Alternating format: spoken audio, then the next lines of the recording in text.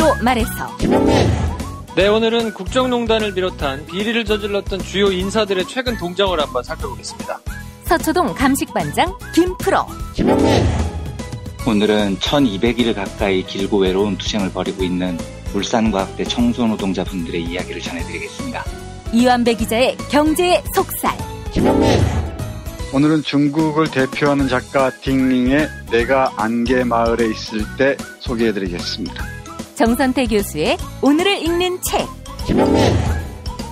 김용민 브리핑. 잠시 후 시작합니다.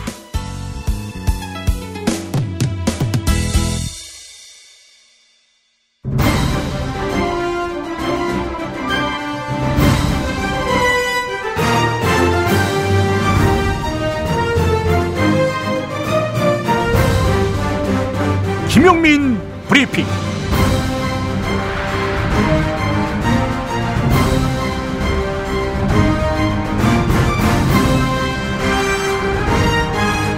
(2017년 9월 21일) 목요일입니다. 김광석 죽음에 대한 의문을 풀기 위해 20년 넘게 달라붙었습니다. 번듯한 공영방송사의 기자로 일하거나 해직 기자의 신세로 몰리거나 그는 포기하지 않았습니다. 영화 김광석의 감독 이상호 MBC 해직 기자 이야기입니다. 그가 집착하다시피 달라붙었기 때문에 김광석 씨 딸의 비극적인 죽음도 확인할 수 있었습니다. 우리나라에 이상호 같은 기자가 10명만 더 있다면 비극의 시대에 침묵하는 언론, 아니 이명박근혜 같은 전대미문의 악한들을 대통령으로 만든 언론은 없었을 것입니다. 이상호 기자가 페이스북에 남긴 글입니다. 영화 김광석을 보고 싶은데 어디서 상영 중인지 알 수가 없다는 분들이 많습니다. 전국 딱 20곳인데요. 더 많은 분들이 사건의 실체를 알 수 있도록 극장문이 활짝 열리기를 기대합니다. 네, 공범자 저수지 게임에 이어서 영화 김광석에도 관심을 모아주십시오. 김광석이 흥행해야 김광석 그리고 김광석 딸의 죽음 그 진상이 드러날 수 있습니다. 김보영 아나운서가 전하는 오늘의 헤드라인 만나보시죠.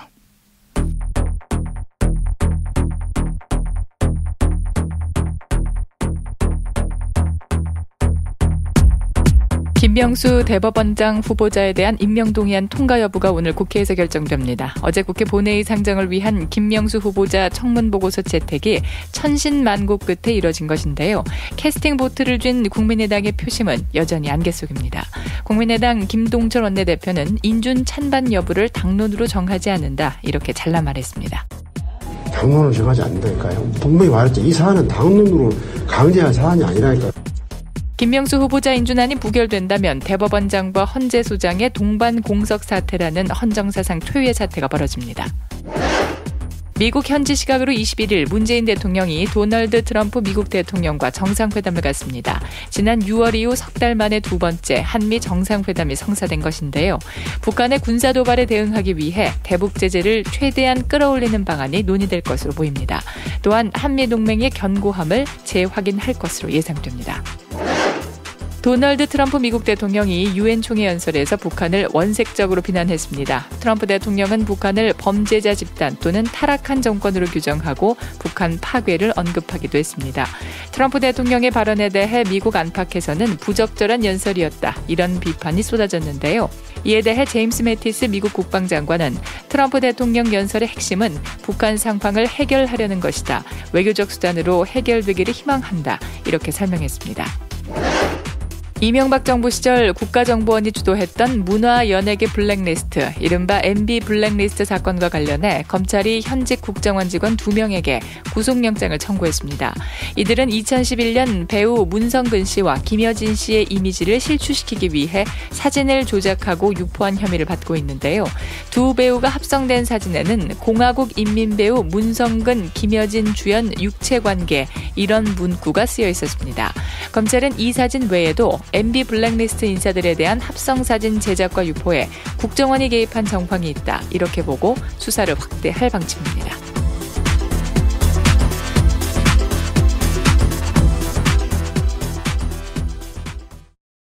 국정농단처럼 우리 사회의 은밀하고 전문적인 영역에서 나타나는 사학비리, 방산비리, 회계 부정들은 내부자에 의한 제보 없이는 좀처럼 드러나지 않습니다.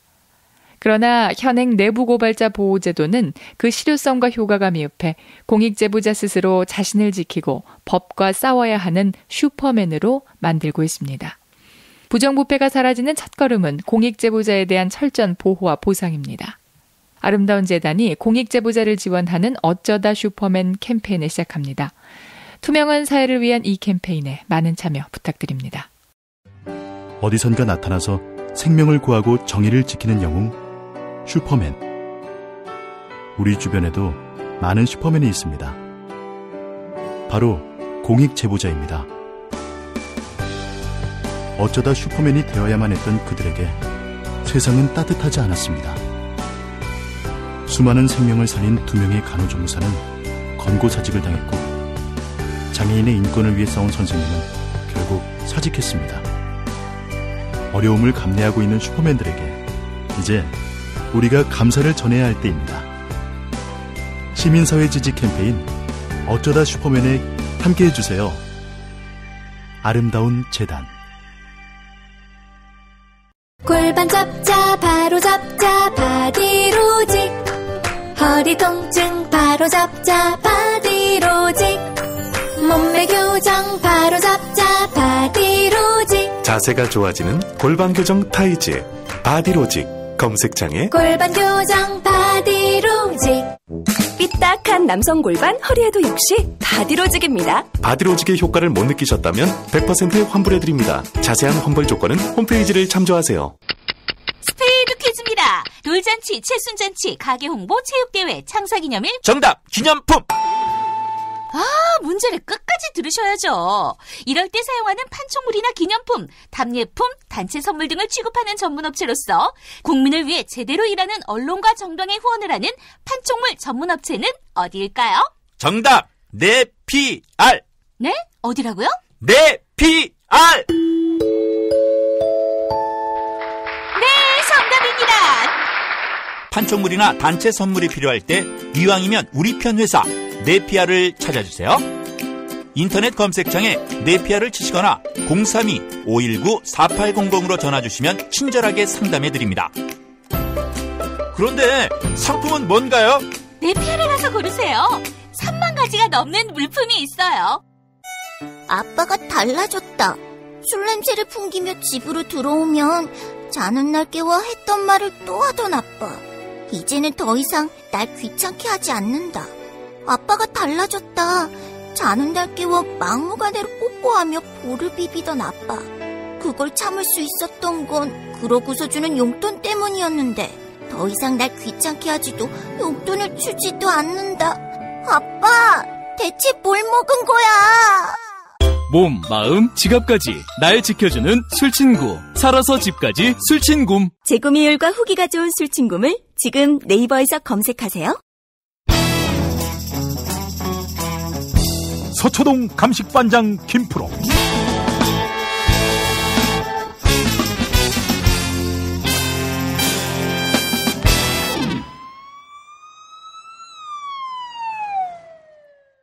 김프로 나와 있죠?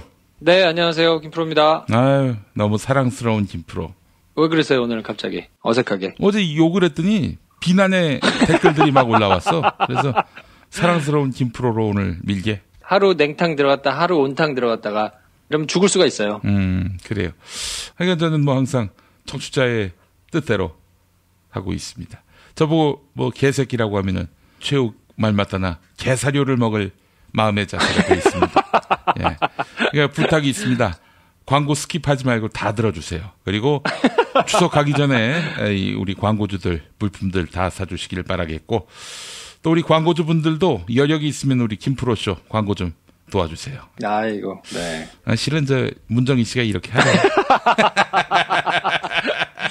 이 김용민 브리핑의 비선 실세가 문정희 씨고. 아이, 그럼. 제가 이제 문정희 씨한테 좀 잘 보여야 되겠네. 아니, 나는 문정희 씨에게 무슨 박근혜 이런 정도가 아니라 정유라의 말 같은 존재로 영광입니다. 말이라고 하기엔 사료를 너무 많이 먹은 것 같아. 그렇죠. 하여간 저는 정유라의 말 같은 존재여도 너무나 행복하겠다. 이런 말씀을 드리겠습니다. 네. 본론.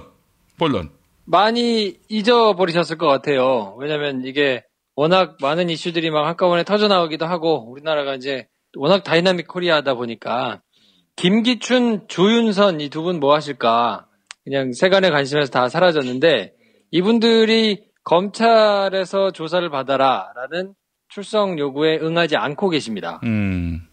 그래서 그 얘기를 좀 먼저 해보고요. 나머지 분들 지금 어떻게 하고 계신가 뭐 이런 내용들을 좀 소상히 정리를 해드리면 좋지 않을까 싶은데 일단 청와대에서 문건이 새로 발견돼가지고 2013년에서 15년도 사이에 생산된 문건들이 이제 두 사람의 재임 기간하고 겹치잖아요. 그래서 이것과 관련해가지고 블랙리스트의 내용들을 이제 소명을 해야 되니까 두 사람을 이제 계속 불러서 조사를 하려고 하는데 사실 이 두 명은 이미 문학의 블랙리스트 사건으로 기소가 돼가지고 재판을 받고 있는 사람들이라서 이 사람들이 지금 새로 나온 증거들로 만약에 조사를 받는 거는 당사자들이 이제 피의자가 아니라 참고인 신분으로 조사를 받게 되거든요. 예. 그래서 법적으로는 사실 강제로 출석하게 할 방법이 없습니다. 그래서 지금 출석을 하라고 하는데 계속 불응하고 있거든요. 이게 아마 법을 잘 모르는 사람들이거나 이런 경우라면 출석을 했을 거예요. 검찰에서 오라 그러면 뭐 누가 감히 안 나가고 할 수 있겠습니까? 근데 워낙 두 사람이 이제 법을 잘 아는 사람들이니까 이거는 출석 안 해도 된다라는 판단 하에 지금 계속 버티고 있는데 예. 지금 중앙지검 특수 4부에서 블랙리스트 사건을 이제 조사를 하고 있고 청와대에서 건네받은 문건을 바탕으로 해서 그리고 중앙지검 특수 3부에서는 이른바 화이트리스트라고 해가지고 보수단체나 이런 데다가 이제 오히려 돈을 지원해준 이런 사건을 조사하고 있는데 예. 특수 3부의 화이트리스트 관련해가지고는 두 사람이 강제로 불려나와서 조사를 받을 가능성이 있어요. 왜냐면 이거는 법적으로 가능하거든요. 전혀 다른 별개의 사건이기 때문에. 예. 그래서 만약 혐의를 의심할 만한 단서를 이제 확보한다면 이 사람들이 피의자 신분이 될 수 있고 그러면 뭐 강제로 데려와가지고 조사를 하는 게 가능합니다. 근데 지금 검찰이 전경련을 통해서 보수단체로 대기업 자금이 흘러간 정황에 대해서 지금 조사를 하고 있거든요. 대기업 임원들하고 보수단체 관계자 이런 사람들을 지금 불러서 조사를 하고 있는데 그렇기 때문에 조만간 밑에 사람들 조사가 다 끝나면 윗선에 대한 조사가 이루어질 것이고 그러면 새로운 혐의로 아마 강제조사가 이루어지지 않을까 싶습니다. 그래서 일단은 뭐 김기춘 전 비서실장 같은 경우에 지금 수감 생활을 하고 있으니까 구치소 안에서 뭐 이렇게 생각이 많겠지만 어쨌든 무죄를 받고 바깥에서 지금 있는 조윤선 전 장관 같은 경우에는 굉장히 심경이 좀 복잡할 텐데 조만간 검찰에 출석하는 모습을 또 볼 수 있지 않을까 싶습니다. 예, 그래요. 경향신문을 보니까 말이죠. 박근혜는 그냥 뭐 무더기로 그야말로 막무가내로 블랙리스트에 이름을 막 올려서 무려 9,500명이 그 명단에 포함이 됐는데 말이죠. MB는 한 80명으로 추려가지고 이 80명을 집요하게 괴롭힌 걸로 돼 있지 않습니까? 어떻게 보셨어요? 그러니까 이렇게 사람들이 밉고 싫었을까요? 이렇게 거슬리는 사람들이 많았을까요? 저는 이걸 보면서 아니 그래도 일국의 대통령식이나 되는 분이면 많은 사람들의 의견을 뭐 자기하고 의견이 좀 다르다 치더라도 경청에서 듣고 이렇게 수렴하려고 하는 노력들을 이제 하기 마련일 텐데 이렇게 많은 사람들을 마음에 안 든다고 막 찍어놓고 이렇게 하는 것 자체가 야 이게 상식적으로 가능한가? 그래서 저는 오히려 이게 블랙리스트 2명 정도 운영하고 있는 김용민 씨는 참 바람직하고 훌륭하다 뭐 이런 생각을 역으로 했습니다. 그래요. 자, 우리 박근혜 씨는 지금 뭐하고 지내는지 또 이분은 또 앞으로 이 국면에서 어떤 롤을 맡게 될지 상당히 궁금해집니다. 지금 계속 재판은 나오고 있는데 많은 사람들이 이제 맨날 똑같은 화면, 똑같은 사진이니까 뭐 그냥 관심이 그렇게 큰 이슈가 있지 않는 이상은 지금 뭐 없단 말이에요. 예. 지금 박근혜 전 대통령의 구속 만기가 10월 16일 자정까지거든요. 아직 한 달이 이제 안 남았습니다. 지금 18개 혐의로 재판을 받고 있는데 예. 재판 내용이 그래도 정리가 된 거는 정유라 승마 지원 뇌물 관련 사건만 좀 정리가 됐어요. 예. 그리고 여태까지 한 80명 가까운 사람들을 불러서 이제 증인으로 조사를 했는데 법정에 나와가지고 예. 아직도 부를 사람들이 한 40명 정도 남았거든요. 근데 이런 상황인데 박 전 대통령 측에서는 이제 한 60명을 더 불러야 된다 뭐 이러고 지금 있는 상황이기는 하거든요. 예, 예. 근데 지금 한 달도 안 남은 상황이니까 구속만기가 이대로 끝나게 된다면 그 전에 재판이 끝나지 않는 이상 집에 가셔가지고 이제 출퇴근 재판을 해야 되는데 예. 지금까지 박근혜 전 대통령이 보여온 행태로 봐서는 뭐 어디가 아프다, 건강적으로 문제가 있다, 그리고 또 지지자들이 막 몰려와가지고 때로 뭐 출퇴근을 할 때마다 이제 막 소란스럽게 하고 말도 맞출 것이고 막 이런 것 때문에 재판이 정상적으로 진행이 되기가 좀 힘들지 않겠습니까? 그렇게 보는 게 합리적이겠죠. 근데 이렇기 때문에 아무래도 구속 만기가 끝나더라도 구속기간을 연장을 하려고 할 텐데 그러면 방법이 두 가지가 있습니다. 검찰이 요청을 해서 재판부가 이걸 직권으로 받아들여가지고 기한을 연장하거나 근데 이거는 이제 법원에서 아무래도 부담을 조금 지게 되니까 예. 그렇지 않고 그냥 법적으로는 또 다른 혐의를 가져다가 추가로 기소를 해서 그 혐의로 구속영장을 받아가지고 구속기간이 연장되거나 둘 중에 하나일 텐데 그래서 지금 검찰에서는 아까 말씀드린 특수산부에서 하고 있는 화이트리스트 수사 청와대 캐비넷에서 발견된 문건을 바탕으로 해가지고 이것이 지시가 최종적으로 누구한테 왔느냐 그리고 롯데하고 SK그룹한테는 뇌물공여 혐의가 적용되지 않았었단 말이에요. 그렇죠. 그러니까 이 부분에 대해서 혹시 보강수사가 이루어지면 공소장을 변경하거나 추가 기소를 하거나 해가지고 혐의가 추가되는 뭐 이런 형태를 기대해 볼 수도 있을 텐데 예. 아무튼 검찰에서는 이제 한 달도 안 남았기 때문에 사실상 한 달 내에 재판이 끝나는 거는 조금 어려워 보이고 재판 기간은 그거보다는 조금 넘어갈 것 같은데 그러면 어떤 식으로 박근혜 전 대통령의 구속기한을 연장할 것이냐 그거에 대해서 아마 추석이 지나고 나면 윤곽이 좀 드러나지 않을까 싶습니다. 어쨌든 뭐 박근혜 전 대통령은 구치소 안에서 생활을 그냥 열심히 하고 있는데 여전히 계속해서 뭐 꼼수 부리고 최대한 어떻게 재판 안 나와 보려고 좀 하고 뭐 그러면서 지금 버티고 있어가지고 검찰 입장에서는 그냥 이대로 구속 만기가 돼가지고 불구속으로 나오는 거를 절대 보고 싶지 하지 않아 할 거예요. 아마. 그러면 뭐 일단 검찰로서는 박근혜를 계속 묶어둘 카드가 분명히 있다. 문건들이 이제 추가로 발견된 것들이 있기 때문에 그거에 대해서 지금 내부적으로는 준비를 하고 있을 거라고 보고요.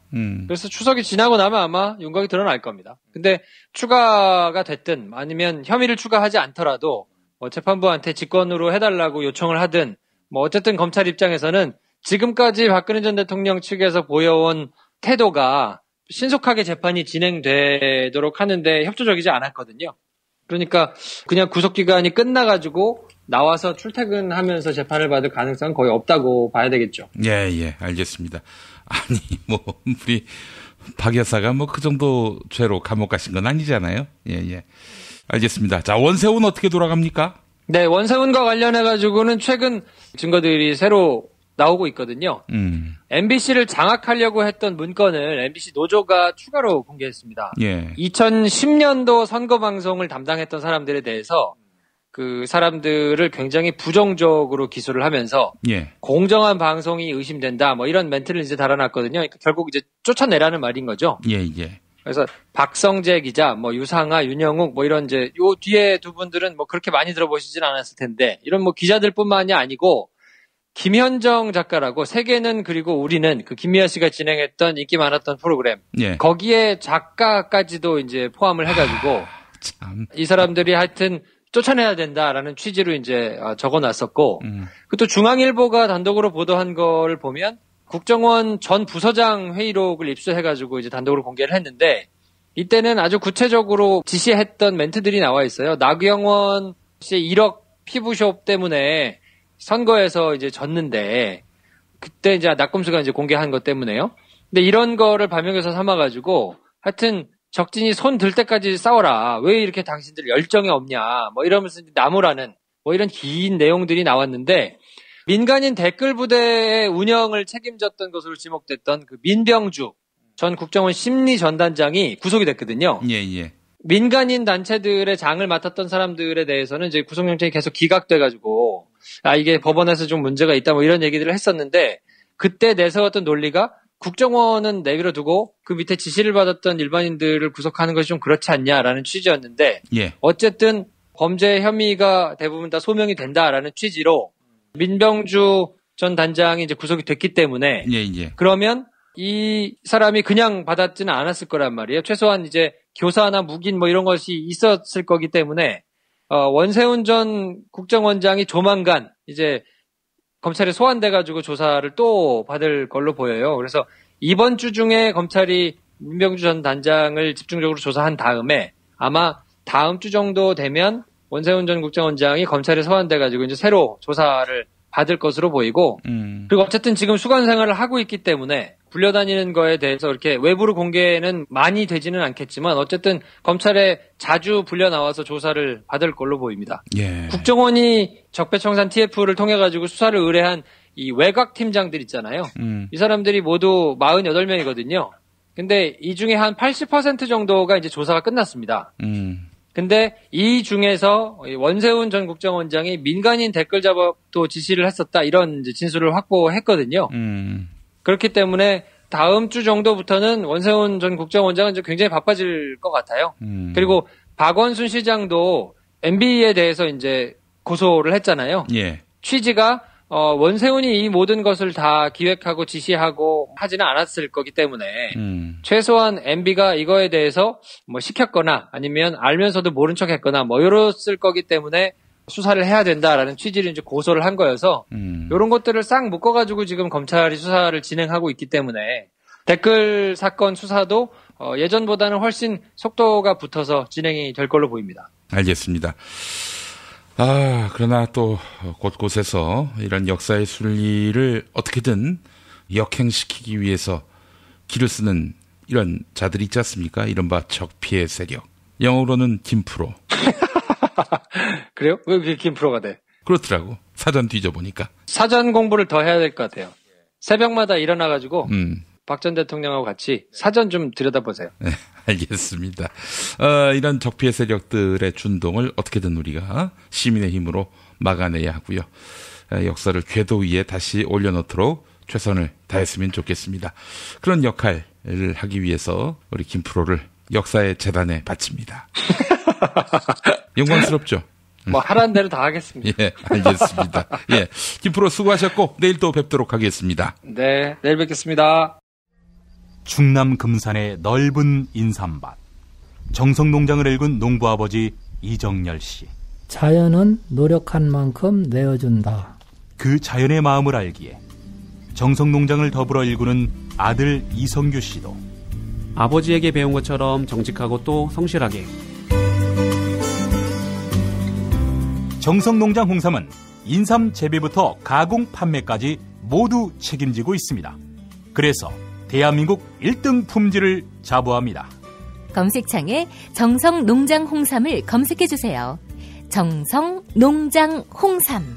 전화문의는 010-9754-6972. 이놈의 뱃살. 맞는 옷이 없네. 애돌보랴 일하랴 살 뺄 시간이 없네. 다시 날씬해지고 싶어!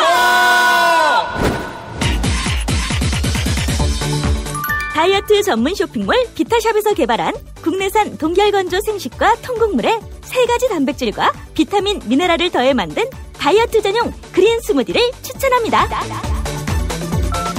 문의는 1522-6648, 1522-6648 혹은 검색창에서 비타샵을 검색해주세요. 쇼인 침대 추석 명절 할인 이벤트 지금 바로 확인하세요. 침대가 고민을 들어준다고? 편안한 저자리의 친구 쇼한 침대. 그렇게 편안하니? 업계 최초 2주 체험 정책으로 유명한 쇼앤 침대. 더 편한 천연 통가죽 면피 소파도 출시하였습니다. 전시 체험장으로 오세요. 더 많은 혜택이 기다립니다. 어디에 있다고? 딴지마켓에 있네.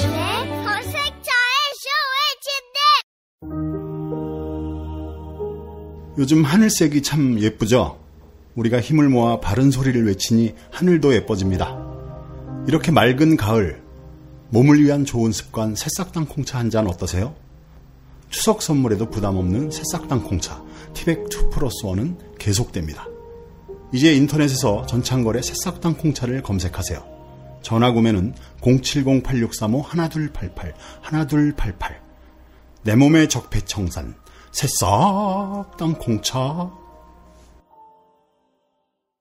반지 벤지 반지 벤지 벤지 벤지 벤지 빼뺀지 빼뺀지 반지 벤지 반지 벤지 반지 벤지. 오빠 나랑 무슨 게임 할 거예요? 벤지 뺀뺀지 오빠는 마법사 업데이트. 김용민 브리핑 뉴스 듣기 능력평가 정답 맞히신 분들 소개합니다. 어제 문제는 박원순 서울시장이 시장에 출마하기 전 어떤 일을 맡았었는지 그 직함을 맞히는 거였죠. 정답은 아름다운 재단 상임이사였습니다. 당첨자 두 분에게는 도서출판 이김에서 협찬하는 김용민 PD의 신간 보수를 지켜라를 선물해 드리는데요. 김용민 PD의 사인이 담긴 책 보내드립니다. 또 다른 당첨자에게는 술친굼 한 박스 보내드립니다. 금요일 정답자 가운데 한 분에게는 남도 먹거리에서 협찬하는 식품 꾸러미 상품 보내드립니다. 인터넷 주소창에 남도먹거리.kr을 입력해 주세요. 금요일 정답자 가운데 다른 한 분에게는 골반 보정 속옷 바디로직 리포머 팬츠 보내드립니다. 금요일 정답자 가운데 다른 한 분에게는 머문빌리지 이용권 격주로 보내드립니다. 카페와 바베큐장은 물론 대형 수영장과 글램핑장까지 갖추고 있는 총 3,000평의 대지와 건물 2동을 오직 한 팀에게만 서비스합니다. 포털 사이트에서 머문빌리지 검색해주세요. 정답자 도도한 화랑님, 박원순 서울시장은 시정 운영을 참 잘하고 있습니다. 하지만 언론에서 잘 다뤄지지 않아 많이 안타깝네요. 바나나 머핀님, 자꾸만 앞길을 가로막는 세력들 때문에 불안감이 커집니다. 문통방통 끝말잇기 당첨자께는 별을 따다 구운 과자 롤카스테라 드립니다. 주문 전화 033-646-2668, 인터넷 주문 bakingfarmer.co.kr입니다. 어제 문통방통 끝말잇기 시작 글자 빨래의 레였는데요. 당첨자 백설 구운 만두님, 끝말잇기는 레리페이지. 레리페이지가 설립한 구글의 모토가 악마가 되지 말자입니다. 불공정 거래와 횡포를 일삼는 우리나라 대기업들에게 시사하는 바가 크다고 생각합니다. 김용민 브리핑 뉴스기 능력평가 오늘도 많은 참여 바랍니다.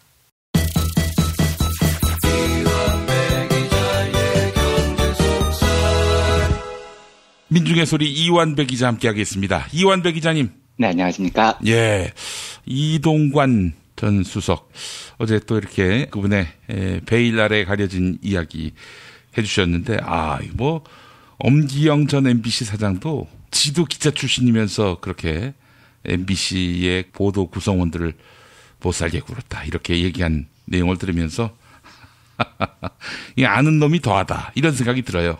제4부라고 하죠, 언론을요. 예. 그만큼 사법, 입법 그리고 정부까지 이 3부의 버금가는 가장 중요한 위치에 있는 건데 언론인들이 된다는 꿈을 가질 때에는 진짜 사명감이 좀 있어야 됩니다. 그런 식으로 언론을 자기 이해관계, 권력 뭐 이런 걸 이용하려고 평생을 사용하다 보면 그렇게 사람이 나이가 들어서 이상해지는 경우가 너무 많습니다. 그래서 언론인들은 정말 언론인으로서 사명감을 좀 가지고 있었으면 좋겠어요. 제가 요즘 후배들한테도 꼭 그런 이야기를 해주고 싶습니다. 당신들은 3부 요인에 못지않는 중요한 일을 하고 있는 역사의 사관들이다. 그렇다면 사명감을 좀 가지고 정당하게 시대에 부끄럽지 않는 사람들이 좀 됐으면 좋겠다. 그런 이야기를 좀 하고 싶습니다. 아니면은 뭐 이동관 선배처럼 엄기영 사장처럼 그렇게 되는 거죠. 안타깝습니다. 되게요. 네. 근데 뭐 엄기영 사장을 싸잡아서 그렇게 비난할 수는 없는 것 같고요. 하여간 이동관 전 수석, 정말 천연덕스럽게 거짓말도 하고 말이죠. 자기가 언제 뭐 그런데 뜻을 모았느냐, 나섰느냐 그랬는데. 쥐가 그 블랙리스트 문건 만들어 달라고 국정원에다 요구했다는 거 아닙니까? 근데 그 선배가 실제로 평소 표정이 원래 좀 천연덕스러우세요.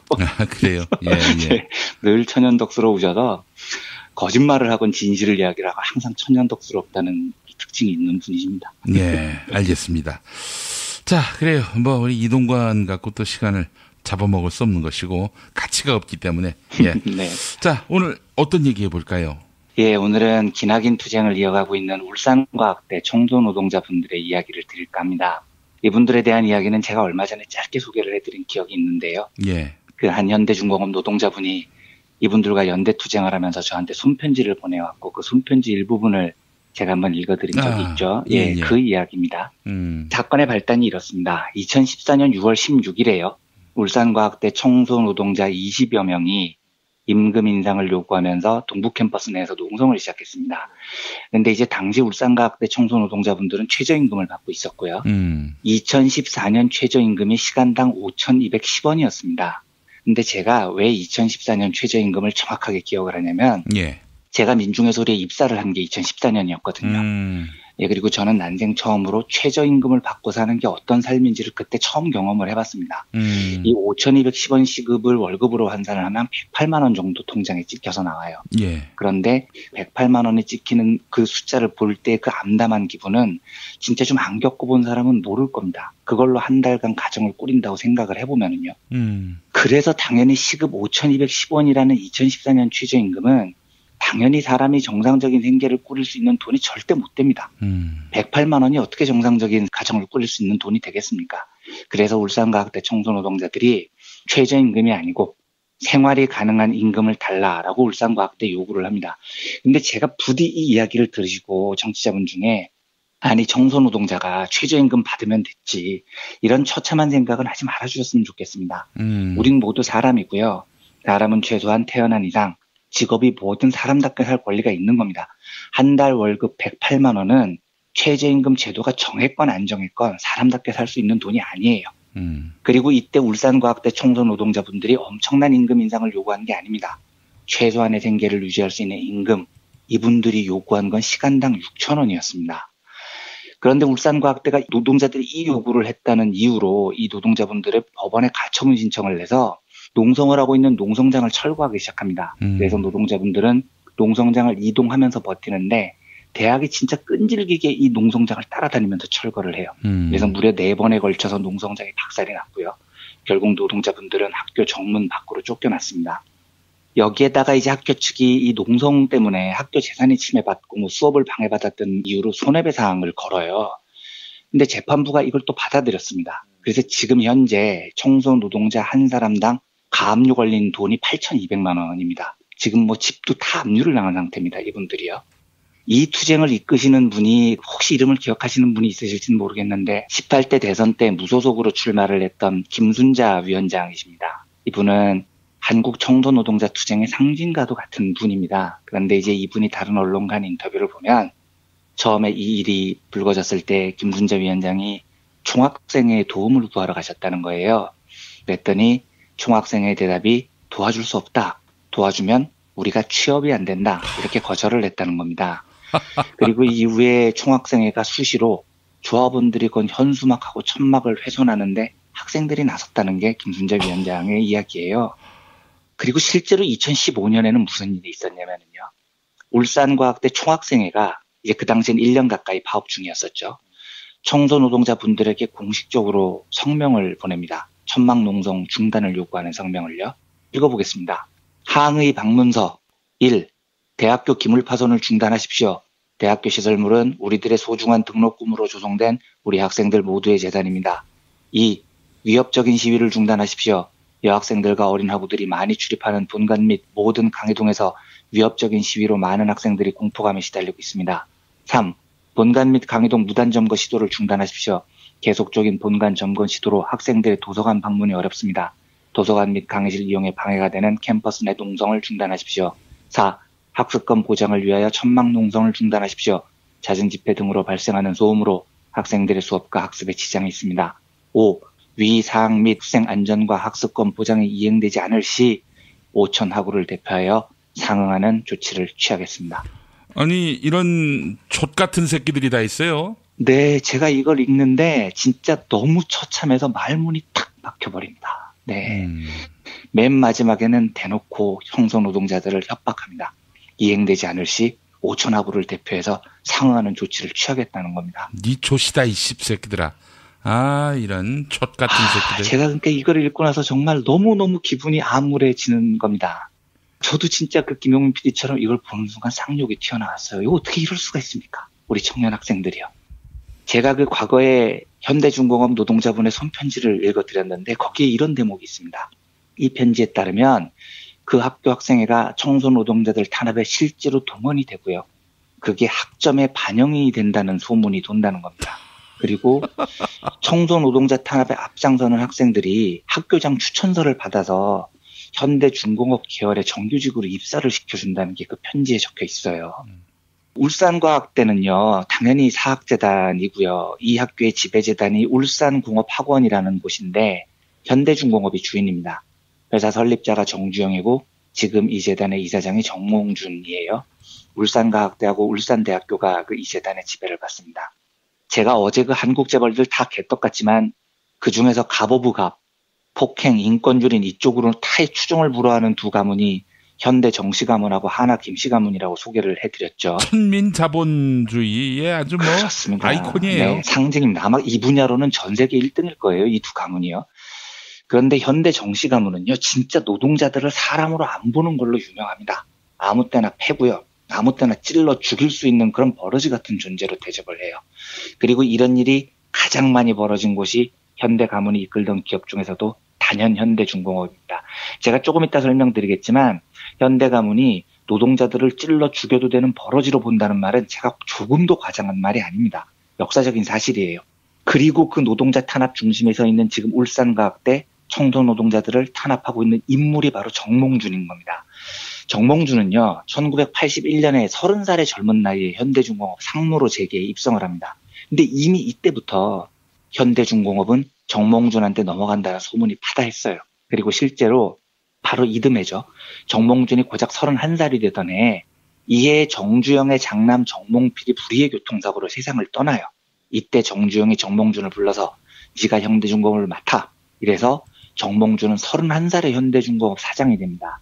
그러니까 이때부터 현대중공업은 정몽준의 것이었고 이후에 벌어진 대부분의 노동 탄압은 정주영과 정몽준의 합작품이었던 겁니다. 이후에 현대중공업에서 무슨 처참한 일이 벌어지냐면 1989년에요. 이때 현대중공업하고 현대엔진 노조 간부들이 울주군 성남사라는 곳에서 수련회를 가지는데요. 이게 그 회사 측하고 단체 협상의 최종 결론을 내서 파업에 돌입한 상태였습니다. 그런데 당시의 언론 보도를 보면 이 파업은 제가 지금 말씀드리려고 하는 문제의 사건이 터지기 전까지만 해도 상당히 평온하게 진행이 되고 있었어요. 그런데 간부들이 수련회를 하고 있는 이곳에 34명의 괴한이 급습을 합니다. 마스크하고 복면으로 얼굴을 가린 괴한들이 횃불을 들고 영화처럼 성남산장을 포위를 해서 일거에 뛰어들어요. 그리고 노조 대의원 19명을 강목하고 야구 방망이, 곡괭이 자루로 처참하게 두들겨 팹니다. 그리고 노조 대의원 이름을 하나하나 확인하고 야, 우리 아버지는 김일성이다, 복창해, 이걸 시킵니다. 그리고 이걸 거부한 대의원들은 딱 죽지 않을 정도로 두들겨 팹니다. 이때 이 현대중공업과 현대엔진 파업을 주도했던 분이 현대엔진 노조 초대위원장 권영목이라는 분인데 예. 누가 권영목이냐 이걸 찾기 위해서 결국은 사람들 하나를 다 뒤져내서 권영목 위원장을 찾아내서 오른팔을 부러뜨립니다. 전치 6주의 중상을 이때 권영목 위원장이 입습니다. 그런데 당연히 이러니까 현대중공업, 현대엔진 노조원 5천여 명이 폭력테러 규탄 대회를 열죠. 극렬하게 투쟁에 나섭니다. 그런데 현대그룹은 우리는 상관없는 일이야. 정상조업을 원하는 노조 대의원들이 자발적으로 폭행을 저지른 일이야. 이런 말도 안 되는 개소리를 해요. 이 말도 안 되는 개소리는 딱 하루 뒤에 사실이 아닌 것으로 밝혀집니다. 89년이면은 노태우 대통령 시절인데 이때에도 경찰이 조사를 했더니 사실 그 폭행은 현대엔진 전무 한유동이 지시를 한 거다라는 수사 결과를 발표를 합니다. 결국은 이게 전부 다 정주영, 정몽준이 저지른 일이라는 뜻입니다. 여담입니다만 이 한유동이라는 인물은 조금 진짜 역사적으로 꼭 이름을 기억을 해야 될 필요가 있는 정말 이 악질적인 인물입니다. 1987년도에 노동자 대투쟁 때요. 권영목 위원장이 이때 단식을 하는데요. 단식 10일째 이 한유동이 찾아와요. 찾아와서 뭐라고 얘기를 하냐면 야, 너 오래 단식해서 속이 깨끗해서 좋겠다 이렇게 비아냥거리는 인물입니다. 그리고 1988년에 권영목 위원장이 회사 측의 협상 기피에 항의를 하면서 몸에 석유를 끼얹고 분신을 시도한 적이 있었는데 한유동이 뭐라고 그러냐면 지금 죽어봐야 개죽음이야. 한번 죽어봐. 이런 다음에 방송 차량에다가 마이크를 달고 공장 내에 장송곡을 틀어댑니다. 이런 개떡 같은 인물이 그때 현대중공업에서 노동자를 탄압하는 일을 맡고 있었습니다. 다시 그 이야기로 돌아와서요. 이 노조 테러에 대해서 막 여론의 질타가 엄청나게 이어질 때 노동자들이 이에 항의를 내서 파업을 하고 있는 이때에 2월 21일 강도가 훨씬 높아진 2차 테러가 시작이 됩니다. 이때 동원된 구사대 숫자가요. 무려 2천여 명이었습니다. 그리고 이 구사대가 경찰 1,500명이 지켜보는 와중에 경찰이 지켜보는데 평화 시위를 하고 있던 현대중공업 노동자들 무리로 난입을 해요. 그런데 이 사건이 왜 유명한 사건이냐면 보통 구사대가 뛰어들어서 노동자들을 두들겨 팰 때는 쇠파이프, 강목 이런 걸로 때리는 겁니다. 이게 상식이에요. 적어도 폭행을 휘둘러도요. 예. 그런데 이때 구사대가요. 시칼을 손에 들고 들어와서 휘두르기 시작합니다. 이게 그 유명한 현대중공업 노조 시칼 테러 사건이라는 겁니다. 진짜 이 시칼을 휘둘러가지고요. 조합원 2명이 칼에 찔려서 중태에 빠집니다. 그리고 다리가 부러지고 뭐 중경상을 입은 노동자 숫자는 뭐 셀 수도 없을 정도였습니다. 이 처참한 짓들을 하는 곳입니다. 여기가요. 근데 현대중공업 사측이 제가 그때 진짜 뚜껑이 열렸었던 게 나중에 이 기록에 어떤 기록이 나오냐면 3월 18일에 이제 이 사건이 문제가 되니까 국민 여러분께 드리는 글이라는 제목으로 신문 1면에 광고를 내요. 근데 광고 내용에 뭐가 나오냐면 예. 회사는 법과 질서 유지의 테두리 안에서 사태 해결을 위해 최선을 다하겠습니다. 이렇게 적어놓습니다. 시칼을 휘두르면서. 예. 네. 그러니까 지들이 쇠파이프로 빼고 시칼로 찌르고 충분히 다 지들 분 풀릴 때까지 두들겨 팬 다음에 이제 뭐 우린 다 때렸으니까 이제부터는 법과 질서 유지할게요. 뭐 이 지랄을 하고 있는 겁니다. 아니, 이런 개차반 같은 짓을 해온 정몽준인데 이 청소 노동자들이 사람으로 보이겠습니까? 1200일 가까이 생존을 위해서 투쟁을 하는데도 8천만 원 넘는 압류를 걸어놓고요. 학생들을 동원해서 비열하게 노동자들을 탄압합니다. 근데 이딴 자가 한때 대통령을 하겠다고 나서는 게 정상적인 사회가 아닌 거죠. 저는 개인적으로요. 딱 한 번 정몽준 씨의 미래를 응원한 적이 있습니다. 2015년에요. 정몽준 씨가 국제축구협회죠. 피파 회장의 출마 선언을 했었던 적이 있어요. 근데 저는 정말 개인적으로 이때 정몽준 씨가 피파 회장이 되기를 열렬히 응원했습니다. 이 제 일생에서 현대 정시 일가의 개인적인 도전을 응원한 때가 그때 딱 한 번이었어요. 아, 진짜 꼭 되셨으면 좋겠다. 종교를 갖고 있으면 기도를 하고 싶더라고요. 왜냐하면 정몽준 씨가 피파 회장이 되잖아요. 그러면 일단 한국을 떠날 거잖아요. 그리고 기업 경영에서도 손을 떼겠죠. 바쁘니까. 피파 일을 해야 되니까요. 정치도 안 하겠죠. 울산대 울산과학대 이사장도 내놓겠죠. 이것만 해도 한국 사회에 얼마나 큰 도움이 되겠습니까? 정몽준이 한국에 없다? 이건 우리나라의 축복인 겁니다. 그러니까 물론 피파는 좀 불행해지겠죠. 피파한테는 미안한데 피파보다도 우리나라가 다 급해 죽겠는데 어떡합니까? 피파가 좀 희생해서 피파는 뭐 유럽의 돈 많은 나라들한테 좀 잘 하시고요. 정몽준 씨 좀 데려가 주시면 대한민국이 진짜 감사할 일이라고 생각을 했습니다. 그런데 저의 이 딱 한 번 있는 현대일가 도전에 응원해서 또 부응을 못 하더라고요. 피파 내부 권력 다툼에서 밀려서 정몽준 씨가 결국은 이제 피파 회장이 안 됐죠. 정몽준 씨가 현대중공업을 이끌면서 노동자들을 버러지 보는 듯 하는 한요. 울산과학대 청소노동자들의 1200일 동안 이어져온 이 지난한 투쟁은 앞으로도 가시밭길이 이어질 겁니다. 이 울산과학대가 얼마나 오만하냐면요. 얘네들이 겁이 없어요. 1월 달에 더불어민주당 을지로위원회 소속 국회의원들이 이 농성장을 찾았습니다. 그리고 농성이 너무 길어지니까 학교 측이 제발 좀 원만하게 타협을 해라 하고 중재를 합니다. 이때 방문한 의원들이 우원식, 유은혜, 송옥주 이런 의원들입니다. 그리고 합의를 해요. 어떤 식으로든 중재를 해서 합의를 하겠다 이렇게 양측의 합의를 이끌어냅니다. 청소노동자 농성 문제를 해결하기로요. 당시 제1야당 의원들 여러 명이 가서 합의를 한 거예요.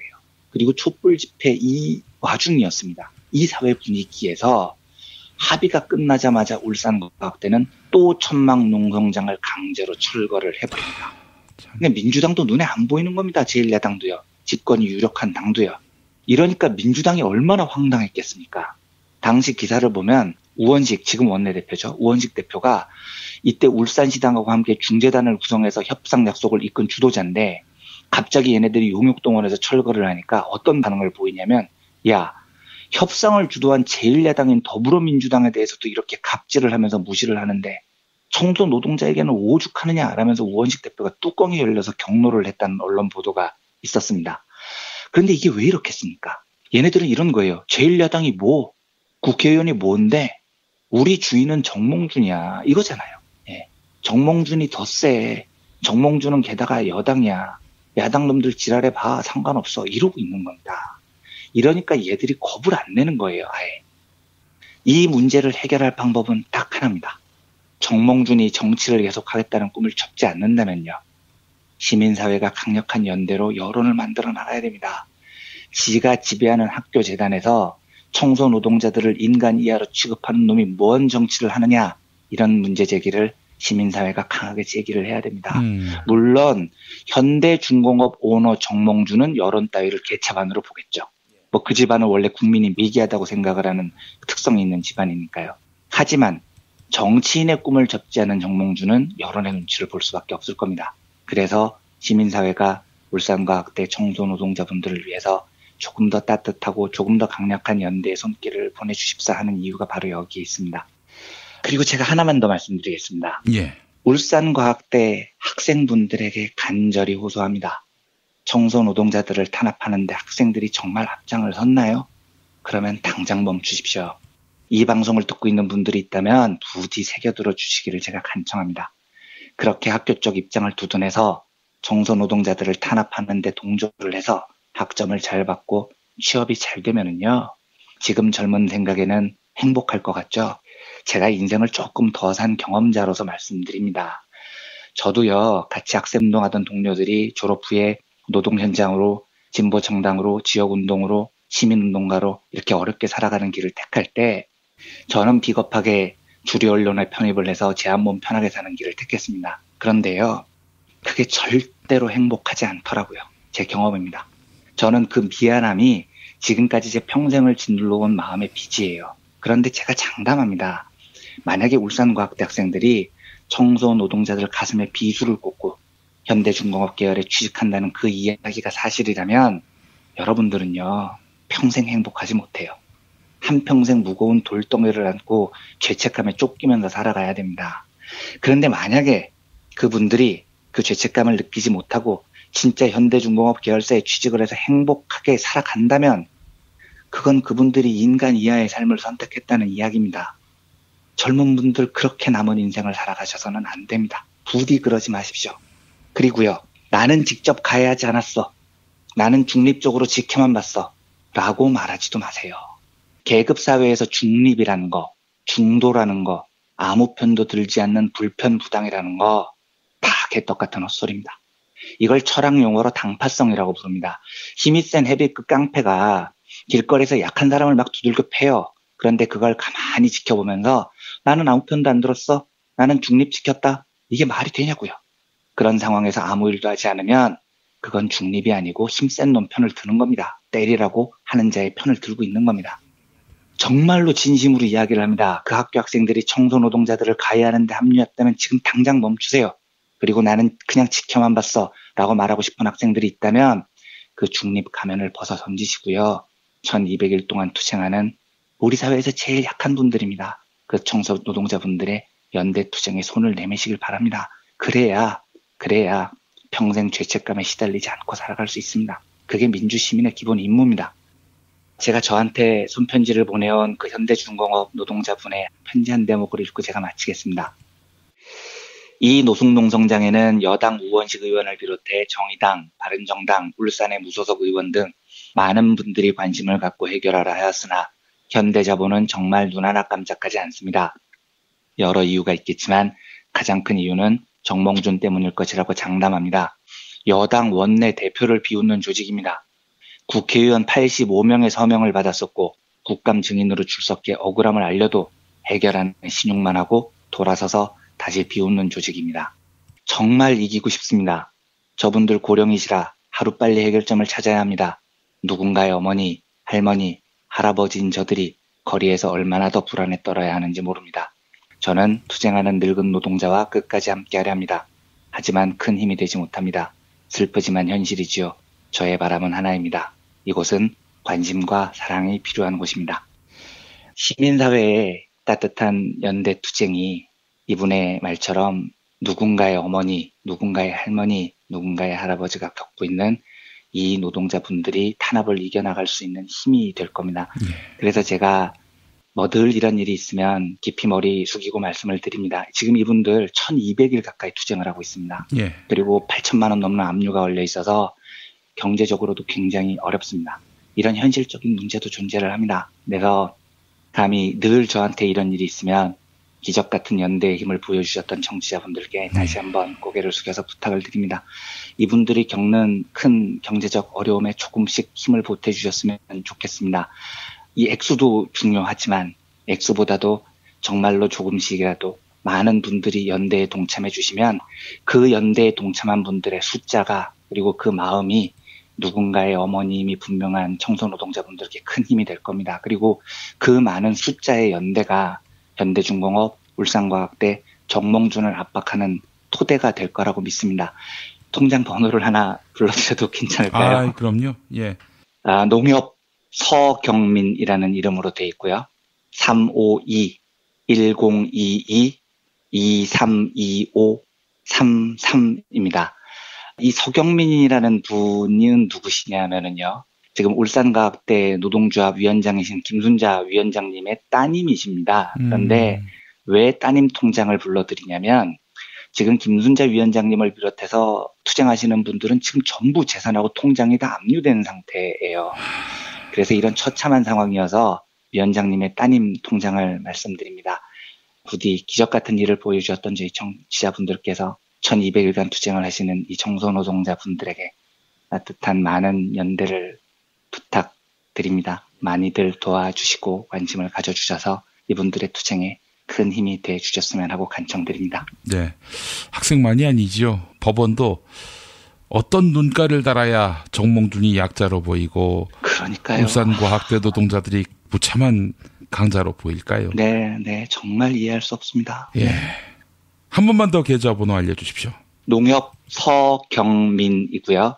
352-1022-2325-33번입니다. 여러분 많이 뜻을 모아주십시오. 우리 사회가 아직 희망이 있는 사회, 노동자가 희망을 접지 않아도 되는 사회, 그런 사회임을 여러분들 많이 보여주셨으면 하는 바람 가져봅니다. 네, 이완배 기자님 오늘 말씀 잘 들었습니다. 네, 감사합니다.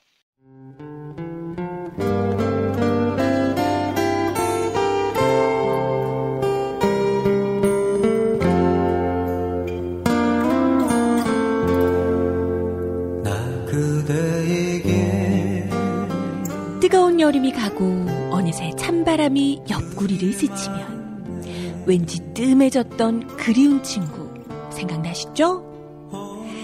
몇 년 만에 만나도 바로 어제 본 것 같은, 말 안 해도 내 마음 누구보다 잘 알아주던 속 깊고 다정한 친구 다 있잖아요. 마치 민중의 소리 같은? 이렇게 마음 맞는 친구랑 뜨거운 국물에 소주 한 잔이면 같이 할까요? 당신의 든든한 절친 민중의 소리가 오늘도 당신을 응원합니다.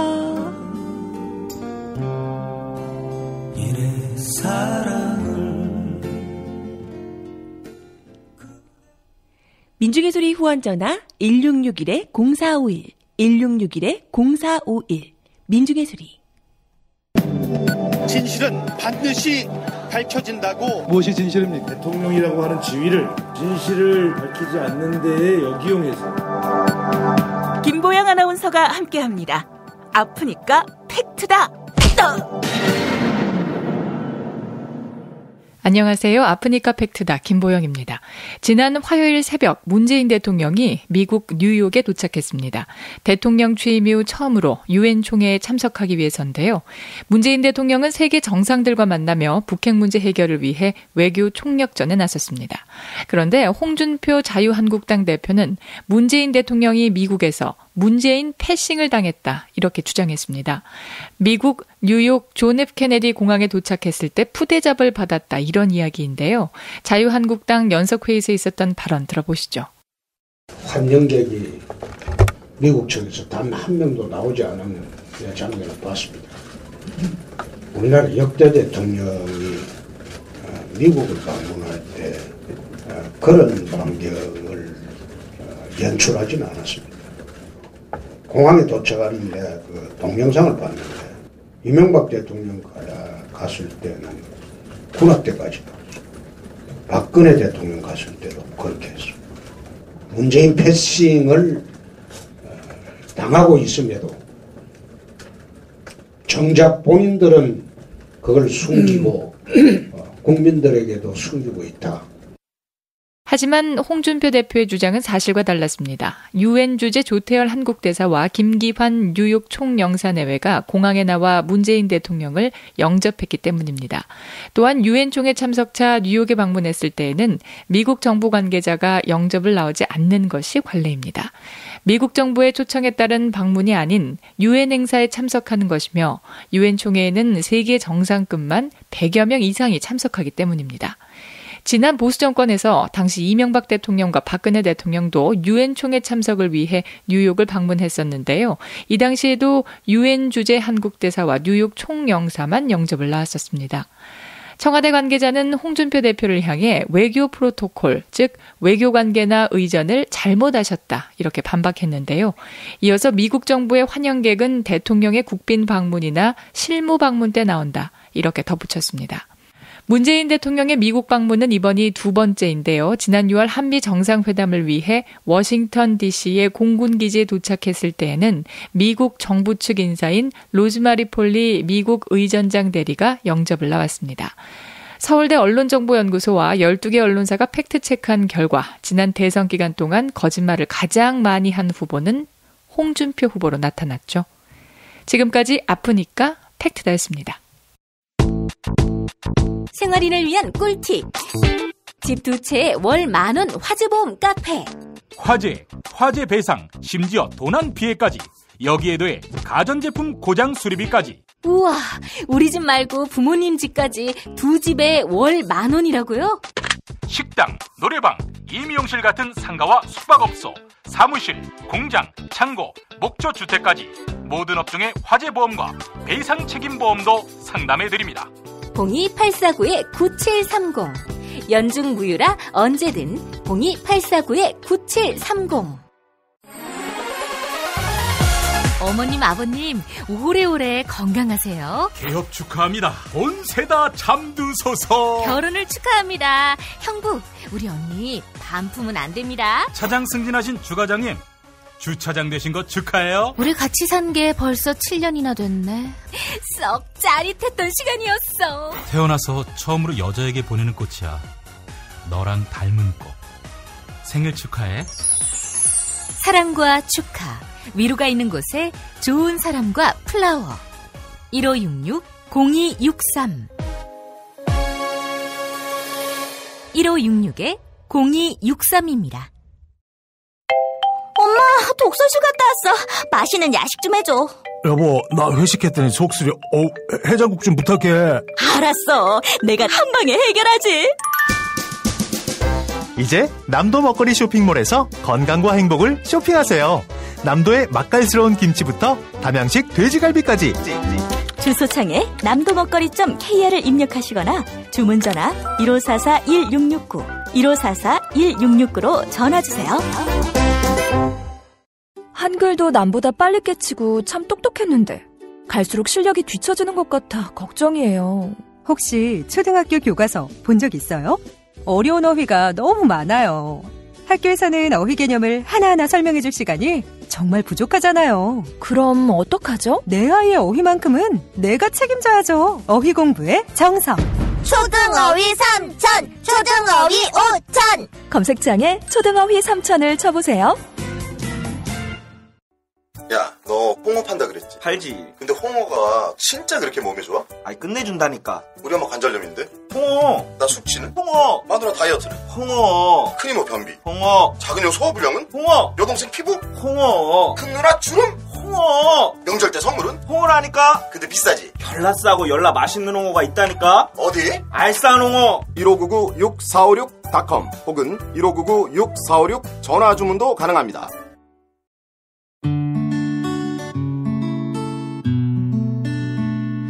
당신과 내가 좋은 나라에서 그 정의로운 나라 그곳에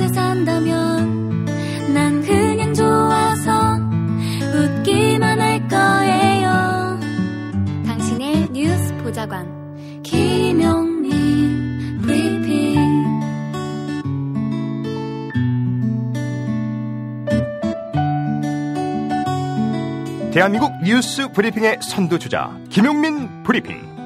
계속해서 김보영 아나운서가 오늘의 날씨를 전해드립니다.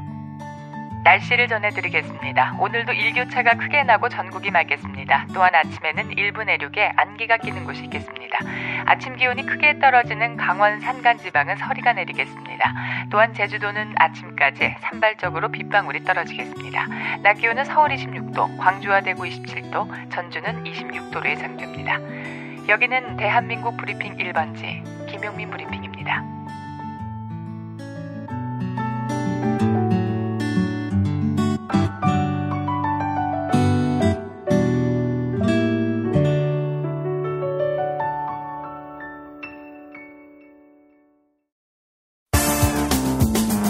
오늘을 읽는 책, 문학평론가인 국민대학교 국문학과 정선태 교수와 함께합니다. 정선태 교수님과 함께하겠습니다. 교수님. 네, 안녕하세요. 예, 교수님. 이제 9월도 벌써 21일 3분의 1이 지났습니다. 이렇게 가면 또 9월도 금방 가고 추석 지나면 10월도 금방 갈 것이고요. 시간이 참 빠릅니다. 예, 가을을 느낄 새도 없이 그냥 초겨울을 맞을 것 같은데 구치소의 보일러 잘 돌아가겠죠? 안 가봐서 모르겠습니다. MB를 위해서 저희가 또 챙겨야 될 것 같은데. MB에게 구치소의 보일러까지 틀어줄 필요가 있을까요? 그래도 인권의 문제인데요. 사람인데. 그래요? 글쎄요. 정말 국민들 마음으로는 혼쭐이 났으면 좋겠는데 뭐 정치 탄압이다 뭐 그러는데 아니 정치 탄압을 했던 사람이 정치 탄압을 이야기하는 것이 웃기지 않습니까? 김용민이가 누가 막말했을 때 아니 어떻게 그런 말을 할 수 있냐라고 얘기하면 얼마나 웃음거리가 되겠어요. 네, 근데 그 민주주의를 위해서 싸웠던 사람들이 민주주의 얘기하는 게 별로 못 봤습니다. 그렇죠. 예. 민주주의를 이렇게 깔아뭉갰던 사람들이 열매들을 오로지 자신들의 몫인 우기는 경우가 많죠. 그렇습니다. 방송 장악이니 뭐니 하는 것도 마찬가지고. 글쎄요, 그럼에도 민주주의적으로 싸우긴 싸워야 할 텐데, 만만치는 않을 것 같습니다. 예. 그건 그렇고, 오늘 뉴스를 보는데, 유엔에 가 있는 대통령이 세계 시민상을 받았다고 하네요. 예, 그렇습니다. 제가 이걸 각별하게 기억하는 이유가, 제가 좋아하는 영화 배우인 로버트 드니로가 이 상을 수상한 걸로 알고 있어요. 그래서 드니로가 받은 상을 우리 문재인 대통령이 왜 받지? 혹시 영화 배우 했나? 그걸 하면서 이 상을 받으려면은 요즘 뜨고 있는 이명박 씨가 받아야 되지 않을까 싶기도 한데. 저는 문재인 대통령이 받았다기보다는 우리 촛불 시민들을 대신해서 받으신 거다 이렇게 생각하고 있습니다. 네, 맞습니다. 그건 제가 오래전부터 말씀드렸듯이 촛불 혁명 과정을 지켜본 세계인들의 시선이 대단히 놀라워하는 것 같습니다. 네, 세계사적 사건이기도 하고요. 아시아에서는 찾아보기 힘든 역사적인 사건이라고 저는 생각을 해요. 예. 그걸 애틀랜틱 카운슬이라는 그쪽에서 알아본 거죠. 예. 이게 또 다른 어떤 지렛대가 돼서 힘이 됐으면 좋겠는데, 아무튼 제가 상을 받아본 지가 하도 오래돼서 중학교 때 상 받아보고 상 받아본 적이 없는데, 마치 제가 받은 것처럼 뿌듯하네요. 하나 힘이 됐으면 좋겠습니다. 우리 김 PD는 상 받아본 적이 별로 없죠. 저는 이런 기성체제 속에서 제가 평가가 잘 안 됩니다. 이렇게 전 자위하고 있습니다. 그렇게라도 위로해야지 어쩌겠습니까. 네, 아무튼 그런 생각을 했습니다. 애틀랜틱 카운슬에서 수여하는 상을 수상했다는 얘기를 듣고 세계에 생각 있는 사람들이 한국의 민주주의를 주목하고 있구나. 이런 생각을 했습니다. 알겠습니다. 교수님 오늘 어떤 책 소개해 주시겠습니까? 네, 오늘은 다시 중국 얘기 좀 해보겠습니다. 예. 중국 근현대사를 얘기할 때 빼놓을 수 없는 게 대장정입니다. 들어보셨죠? 예. 1934년 말 10월 말부터 이듬해까지 약 368일 동안 펼쳐진 대장정이었습니다. 예. 제가 가지고 있는 두툼한 책 2권짜리 책을 참조하니까 총 9,654km. 예. 지구상에서 가장 험준한 지역을 걸었다고 합니다. 그 과정에서 수많은 사람들이 목숨을 잃었는데요. 여기 기록된 걸 보면은 8만 명 정도가 출발해서 살아남은 사람은 한 10,000명 정도. 그러니까 8분의 7 정도가 사망한 어마어마한 사건이었습니다. 예. 이 과정에서 중국의 혁명 정신이 씨앗을 뿌렸다고 해요. 그러면서 대장정 과정에서 홍군, 그러니까 중국 공산당이죠. 홍군이 고초를 겪고 있던 중국 농민들에게 신뢰를 얻었다고 합니다. 예. 장제스가 이끄는 국민당 군들은 농민들의 그 고초를 나몰라라 하고 그 학살에 모든 힘을 쏟았다면은 이런 홍군은 국민들의 편에서 그 혁명의 정신들을 확산해 나갔던 것 같습니다. 예. 그 과정에서 나왔던 슬로건이 몇 가지가 있는데 공손하게 말하라. 인민들 만나면은 그리고 뭐 빌린 것은 꼭 갚아라. 피해를 끼친 것은 반드시 보상하라. 농작물을 망치지 마라. 부녀자를 희롱하지 마라. 포로를 확대하지 말라. 뭐 이런 것들이 쭉 있는데 예. 아무튼 이 대장정은 중화인민공화국이 성립하는 과정에서 하나의 정신적으로 소중한 자산으로 남아있는 것 같습니다. 예. 그 대표적인 사례가 대장정을 이끌었던 주요 지도자 중에 한 사람인 덩샤오핑이나 후야오방이라는 사람들이 죽었을 때 남아있는 그 재산 목록이 대단히 초라했다 그래요. 거의 가진 게 없이 인민을 위해서 복무하는 그 모습을 보여줬다고 하죠. 우리가 뭐라고 하든 이건 중국의 아주 중요한 정신의 한 줄기로 남아있는 것 같습니다. 예. 한국에서 이 대장정의 역사적 의미를 주목한 사람은 잘 모르시겠지만은 이영희 선생님입니다. 우상과 이성 그리고 8억인과의 대화, 중국 백서 등 7, 80년대 중국사의 그 세계사적 의미를 주목하고 거기에 깊은 관심을 기울인 분이 바로 이영희 선생이었습니다. 예. 독보적인 존재였죠. 제가 이 대장정을 좀 길게 말씀드린 이유가 이 대장정과 함께하면서 대장정의 정신을 오롯이 문학적으로 형상화한 작가가 중국 근현대 문학을 대표하는 50년 동안 글을 썼는데요. 예. 딩닝이라는 여성 작가입니다. 그저께 소개해드린 천안문이라는 역사책이 있었잖아요. 예. 조나선 스펜스의 그 천안문의 역사책의 실질적인 주인공 중에 한 사람이 바로 이 딩닝이라는 작가였습니다. 예. 그만큼 중국의 근대 정신, 사상사적인 의미를 고스란히 표현한 대작가입니다. 예. 딩닝이 쓴 소설들이 한국에 번역되어 있는 건 뭐 소피의 일기하고 내가 안개마을에 있을 때하고 오래전에 중앙일보사에서 나온 중국 문학 전집이 있는데 거기에 태양은 쌍건 허를 비춘다라는 뭐 걸작이 있었습니다만은 오늘은 우리 딩닝 선생의 작품 중에 내가 안개마을에 있을 때라는 단편소설 소개해 드릴 텐데요. 예. 이 작품이 놀랍게도 1940년에 나왔는데 바로 일본군 성노예를 다룬 소설입니다. 안개마을은 마을 이름이고요. 여기에 대장정에 참가했다가 잠깐 요양 겸 해서 다른 마을로 작가가 갔다가 그 마을에서 전전이라는 그 여성을 만납니다. 18살 먹은 여성인데 18살 먹은 여성이 일본 군에게 끌려가서 성적으로 착취당하고 노예 생활을 했다는 거죠. 그 모습을 지켜보는 과정들을 쭉 얘기를 합니다. 제가 오래전에 이제 일본군 성노예로 끌려갔던 조선인 여성들에 대해서 말씀드리면서 이건 민족 문제이기도 하지만 젠더 문제이기도 하고 동시에 계급 문제이기도 하다고 말씀드렸던 걸로 기억합니다. 예. 여기서도 역시 그렇습니다. 끌려간 이 전전이라는 여성은 토굴 비슷한 곳에 사는 아주 가난한 사람이고요. 그리고 나이 어린 여성이면서 일본군이 중국을 갈기갈기 찢어 발기고 있을 때 끌려가서 성적으로 착취당했던 그런 인물입니다. 쉽게 상상할 수 있겠지만은 어떤 마을에서 이런 여성이 끌려갔다가 돌아왔을 때 마을 사람들의 대우나 반응이 어땠을까? 우리 김 PD 한번 대답해 보시겠습니까?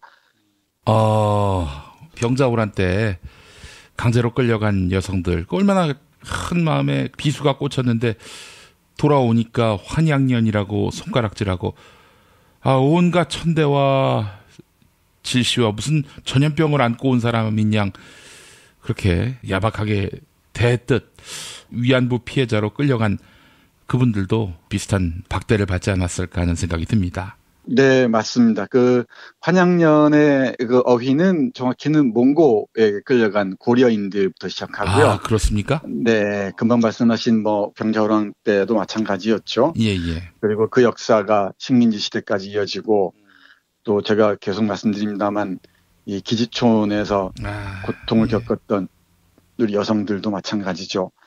이 소설을 잠깐 보면 이렇습니다. 여자로 태어났다는 게 재앙이다라고 하면서 일본군에게 고통을 당하고 돌아온 그 사람들에게 너는 우리 동네 수치다 라고 얘기를 해요. 뭐 남성들은 말할 것도 없고 여성들까지도 아주 우월감을 드러내면서 네, 자신은 깨끗한데 강간 같은 건 당한 적이 없다고 뻐기면서 다닙니다. 그러니까 이 전전이라는 여성이 얼마나 힘겨웠습니까? 수많은 사람들이 짓밟혀 수치스럽고 치료하기 어려운 병에 걸린 상황에서 견디기가 힘들었겠죠. 그 과정에서 화자인 내가 전전이라는 어린 여성의 얘기를 하나하나 들어봅니다. 이 듣는데 전전이라는 여성을 사랑했던 한 남성의 애처로운 그 사랑도 있고요. 마을 사람들의 냉대와 멸시도 있고요. 그럼에도 이 파괴당한 영혼이 구원받을 길은 아주 요원해 보입니다. 그런 그 과정에서 마을에서 살아남기 위해서 명랑을 위장하면서 애써서 살려고 몸부림을 쳤는데 사람들이 너무너무 힘들어합니다. 근데 결국은 우리 전전이 이렇게 얘기하는 듯하다고 저자는 씁니다. 한번 읽어볼까요? 예. 전전은 그가 풍기던 시원스럽고 명랑하고 유쾌한 어떤 분위기를 전혀 떠올릴 수 없는 완전히 다른 사람이 되어 있었다. 마치 우리에 갇힌 야수처럼 복수의 여신처럼 누구에게 증오의 한을 내뿜고 있는 것일까? 왜 이렇게 참혹한 모습을 보여야 했을까? 네, 이렇게 쓰는데요. 우리 전전이란 여성을 대하는 마을 사람들의 태도도 그렇지만은 그걸 지켜보는 작가의 시선도 착잡하기가 이를 데가 없습니다. 한 여성으로서 이 약소국, 지금은 뭐 중국이 강대국이라고 하지만 그 당시만 해도 세계 열강에 갈갈이 분할되었던 중국 약소국이었죠. 약소국 여성이 당해야 했던 고통들을 대단히 괴로워하는 것 같습니다. 예. 물론 이제 마지막 결론 부분은 우리 전전이 그래도 이 고통을 딛고 일어서서 희망을 품고 살아야 한다라는 희망 어린 말로 이 마무리를 짓긴 합니다만은 이 전전이라는 한 중국 여성이 겪었던 고통은 일개 중국 여성의 고통이 아니라 제국주의의 침탈하에서 특히 일본 제국주의의 그 폭압적인 지배 아래서 지옥의 시간을 견뎌야 했던 우리 아시아 여성 또 세계 여성들의 공동의 고통이 아니겠습니까? 예. 이 소설을 굳이 소개해드린 이유는 딩밍이 1950년대 말에 중국 공산당에 의해서 핍박을 받습니다. 공산당 정권의 관료주의 체제에 대해서 비판했던 거죠. 이게 작가가 하는 일이죠. 위안부 그러니까 성노예의 한 그 고통을 읽어내면서 우리 아시아의 공동의 아픔들, 상처들을 중국이 기억하고 다시는 이런 일이 벌어지지 않도록 지금 세계 G2의 한 강국으로서 중국의 입장이 좀 더 명료해졌으면 하는 바람에서 중국에서 가장 위대한 작가 중에 한 사람인 딩밍의 씁쓸한 소설 소개해드렸습니다. 예, 알겠습니다. 자, 정선태 교수님 오늘 말씀 잘 들었습니다. 고맙습니다. 네, 고맙습니다. 탄핵 때문에 뭐 이야기를 전달을 하려고 해도 길을 막고 듣질 않아요. 패족 수준으로 쪼그라든 한국 보수. 회생의 길은 과연 있을까? 변화된 정치 환경, 갈 길 잃은 보수에게 새로운 희망을 제시한다. 애국보수의 화려한 부활과 집권을 위한 본격 가이드, 김용민의 신간, 보수를 지켜라. 진중권도 투표하는 보수 정당. 광주에서도 일당이 될 수 있는 보수 정당. 젊은이들의 입당이 줄을 잇는 보수 정당. 언제까지 민주당 정의당을 부러워만 할 것인가? 부러우면 진다니까? 자유한국당 당원 김용민이 쓴 보수를 지켜라. 이김에서 나왔습니다. 이준호동 희망센터 이사 권영국 변호사입니다. 이준호동 희망센터는 동남아시아 저개발 국가의 이주 노동자들과 함께하고 있습니다. 시골 오지 마을에 학교를 만들고 마을 주민들이 공동체를 이루어 운영하도록 돕습니다. 포털 검색창이나 페이스북에서 이주노동 희망센터를 검색하시어 후원회원이 되어주세요. 노동 존중 생산과 소비를 통한 사회연대를 추구하는 문자당이 함께합니다.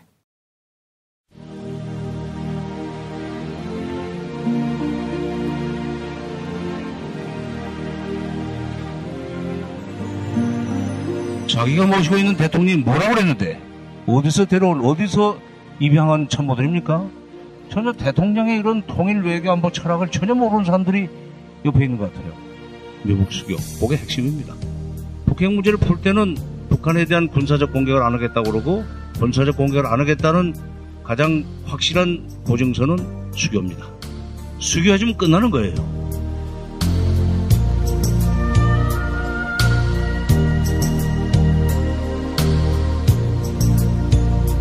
정세현 전 통일부 장관, 김영삼 정부 청와대 통일비서관을 지내며 김대중 노무현 정부의 통일부 장관까지 지냈습니다.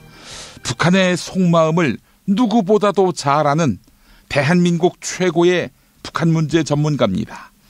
그의 목소리로 왜 북한은 핵실험, 미사일 실험 도발을 하는지, 꽉 막힌 한반도 정세의 해법은 무엇인지 명쾌한 답을 들어보시죠. 더불어민주당 국민통합위원회가 제공했습니다. 한반도 위기 관리 가능한가? 여기서 말하는 위기는 아마도 핵미사일 위기이겠죠. 핵미사일 위기 관리가 가능한가? 우선 결론부터 말씀드리면 문재인 대통령이 후보 시절에 했던 말씀, 그리고 지난번 7월 6일 날 베를린에서 발표했던 신베를린 선언 또는 평화통일 구상에 나와 있는 얘기대로만 하면은 위기 관리는 가능합니다. 왜 그런가? 거기에 대해서 이제 역사적 사례를 중심으로 해서 말씀드리겠습니다. 먼저 역사적 사례로 들어가기 전에 제가 조금 전에 문 대통령이 말씀하신 대로만 하면 된다는 그 내용을 잠시 다시 상기시켜드리겠습니다. 후보 시절에 남북관계를 중심으로 한반도 문제를 풀어나가겠다. 한반도 문제라는 게 그때도 핵 문제고 미사일 문제입니다. 통일 문제는 아니에요. 위기관리죠, 일종의. 후보 때도 여러 번 연설에서 얘기를 하셨지만 특히 7월 6일 날 퀘르보재단에서 했던 평화통일 구상선언에서도 6.15 공동선언과 14 정상선언을 존중하고 그 정신에 입각해서 남북관계를 풀어나가겠다고 얘기했습니다.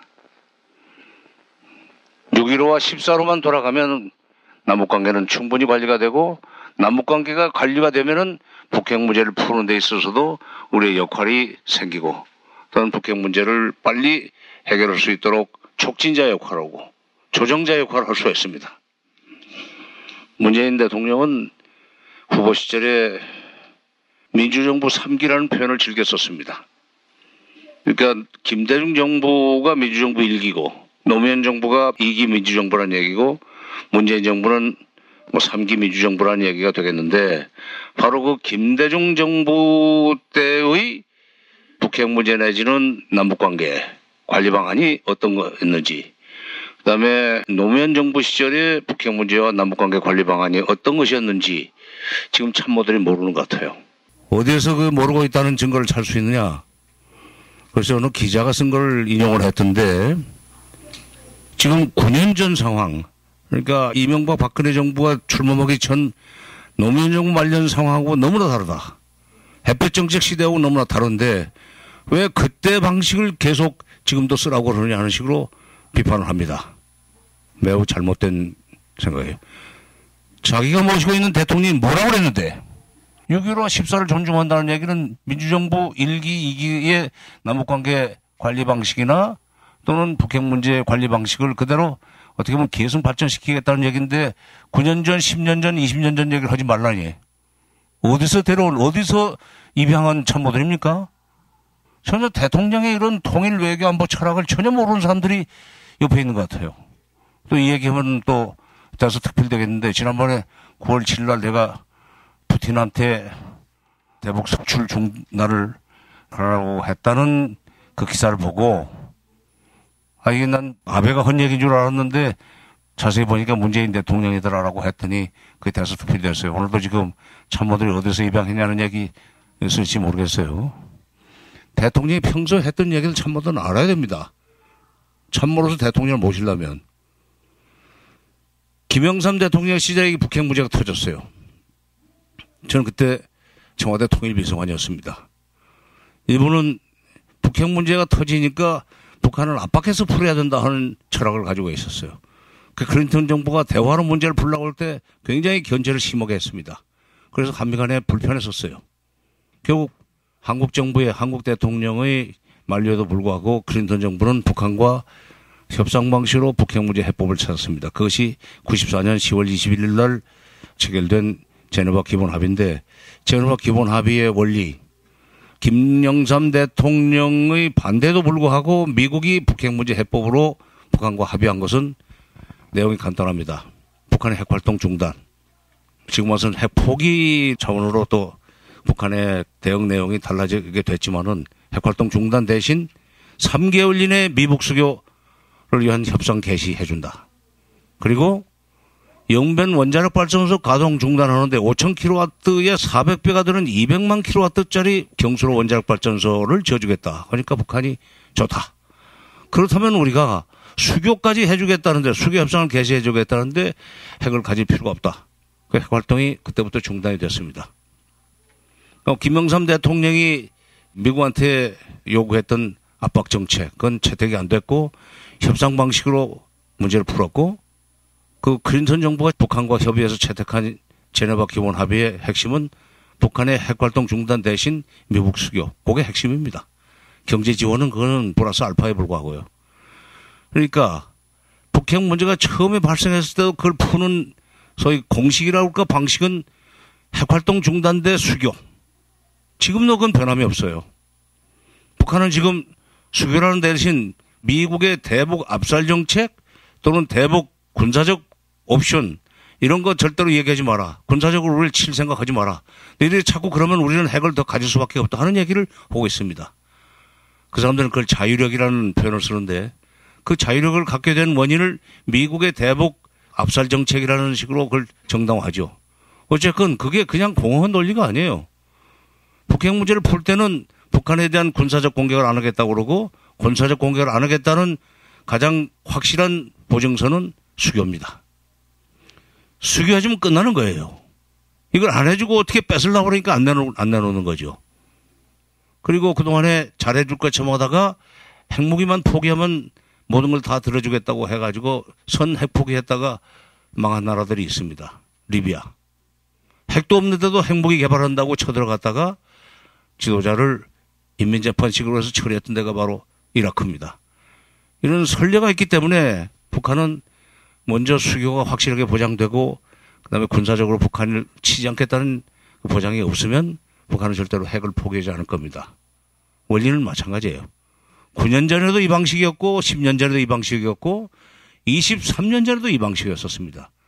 그런데 어디다 대고 뭐 옛날 얘기하지 말라고 그래요. 지금 무슨 방법이 있는데 그럼. 어디 JTBC 같은 데 부탁해서 끝장 토론 한번 붙여주십시오. 9년 전 얘기하지 말라는 사람들하고 제가 1대 3도 좋고 4도 좋습니다. 현장 경험도 없는 사람들이 왜 그런 얘기를 해요? 제가 현장 경험이 있다고 자랑하는 게 아닙니다. 원리는 똑같아요. 자, 반면에 김대중 정부 들어서 가지고 부시 정부가 북핵 문제를 또 일으켰습니다. 정확한 표현은 아닙니다만은 부시 정부가 2002년 7월 달에 제가 그때는 통일부에 있을 때입니다만은 북한이 클린턴 정부가 약속한 플루토늄 개발 프로그램은 가동하지 않는데 약속대로. 그런데 별도로 고농축 우라늄 프로그램을 가지고 있는 것 같다. 그걸 지금 가동하고 있는 것 같다. 물증이 있느냐? 그랬더니 물증은 없고. 그럼 어떻게 하겠다는 거냐? 몇 가지 방정 자료를 가지고 우리가 압박을 하면 자백을 할 것이다. 그런 놈의 외교가 어디 있습니까? 존 볼턴이라고 왜 코스염에 있는 국무차관이 와서 그런 얘기를 했어요. 그때는 사실 7월 달에 그랬기 때문에 김대중 정부에서는 좀 이상하다.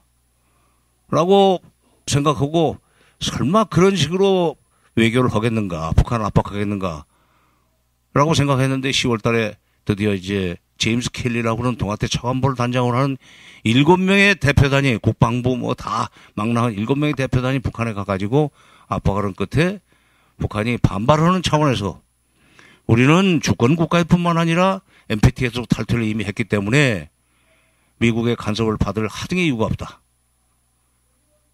특히 NPT 가맹국이 이미 아니기 때문에 당신네들 무슨 감시를 받을 일도 없고 마음대로 할 수 있다.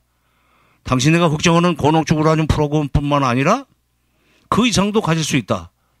우리는 주권 국가이기 때문에. 영어로 하면 We are entitled to possess such a program 이라는 표현을 썼어요. 우리가 뭐 sovereign state니 무슨 뭐 NPT 탈퇴했다는 얘기를 하고 따라서 그런 such a 프로그램을 가질 수 있는 자격이 있고 그다음에 또 그 이상도 가질 수 있다는 얘기를 했는데 We are entitled to를 빼버리고 We possess로 넘어가 버렸어요. 맺는 겁니다. 그런 당시에 통역을 했던 김동현 씨가 나중에 퇴임한 뒤에 와서 이제는 말할 수 있다는 식으로 얘기를 했던 거예요. 그러니까 부시 정부는 북한을 압박을 해가지고 하여튼 비슷한 얘기만 있으면 그걸로 엎어쳐서 북한을 압박해 들어가고 그렇게 해가지고 동북아에서의 소위 그 핵을 빌미로 한 미국의 헤게모니를 더 강화시켜 나가려고 하는 정치적 목적을 가지고 북한을 압박했던 겁니다. 그때 김대중 정부는 요즘 그 NSC죠. NSC는 오래됐습니다. NSC 상임위원회를 열어가지고 어떤 결론을 내렸느냐. 지금 남북관계는 2000년 정상회담 이후에 굉장히 좋은 방향으로 발전돼 나가고 있고 상당히 심화됐다. 이거 북핵민 때문에 그만둘 수 없다. 아니 부시 정부가 노골적으로 취임하자마자 2000년 정상회담 이후에 2001년에 부시 정부가 들어섰는데 대뜸 남북관계 속도 조절을 하라는 식으로 요구를 했어요. 김대중 대통령이 여러 가지로 망신당했죠. 뭐 디스맨이라는 소리도 듣고 뭐 그러면서 남북관계를 조율하려고 했는데 견제를 많이 했죠. 그럼에도 불구하고 그런 이제 남북관계를 계속 밀고 나갔는데 그때 이 남북관계 여기까지 온 것이 참 아까워서라도 이건 끌고 가야 되겠다. 그리고 북핵 문제는 어차피 남북 간의 문제가 아니다. 미국과 북한의 문제고 또는 국제 여러 나라가 한반도 주변 국가들이 다 여기 관여를 해서 풀어야 될 국제 문제이기 때문에 그건 그것대로 풀어나간다. 남북관계 개선과 북핵 문제 해결 병행. 소위 투트랙이죠. 이거를 정부의 정책 기조로 삼자 결정했습니다. 물론 그건 대통령한테 이제 나중에 보고를 드렸죠. 대통령이 직접 주재를 잘 안 하셨어요. 그것은 요즘 너무 그렇게 대통령이 직접 안보회의를 직접 주재하는 것도 글쎄 뭐 국민들한테 안보를 직접 챙긴다는 이미지를 전달하는 건 좋은데 거기서 대통령이 너무 자꾸 말씀을 많이 하시면은 나중에 퇴로가 없습니다. 그 대통령 보고에서도 그건 말려야 돼요. 대통령의 말씀은 마지막 말씀으로 나와야 됩니다. 대통령의 입을 통해서 나오는 얘기는 바로 그게 국가 정책이에요. 나중에 잘못됐으면 참모들은 개인적인 의견으로 얘기한 거다 하는 식으로 얘기를 하고 피해갈 수도 있지만 대통령이 말씀하신 건 그렇게 취소할 수가 없지 않습니까?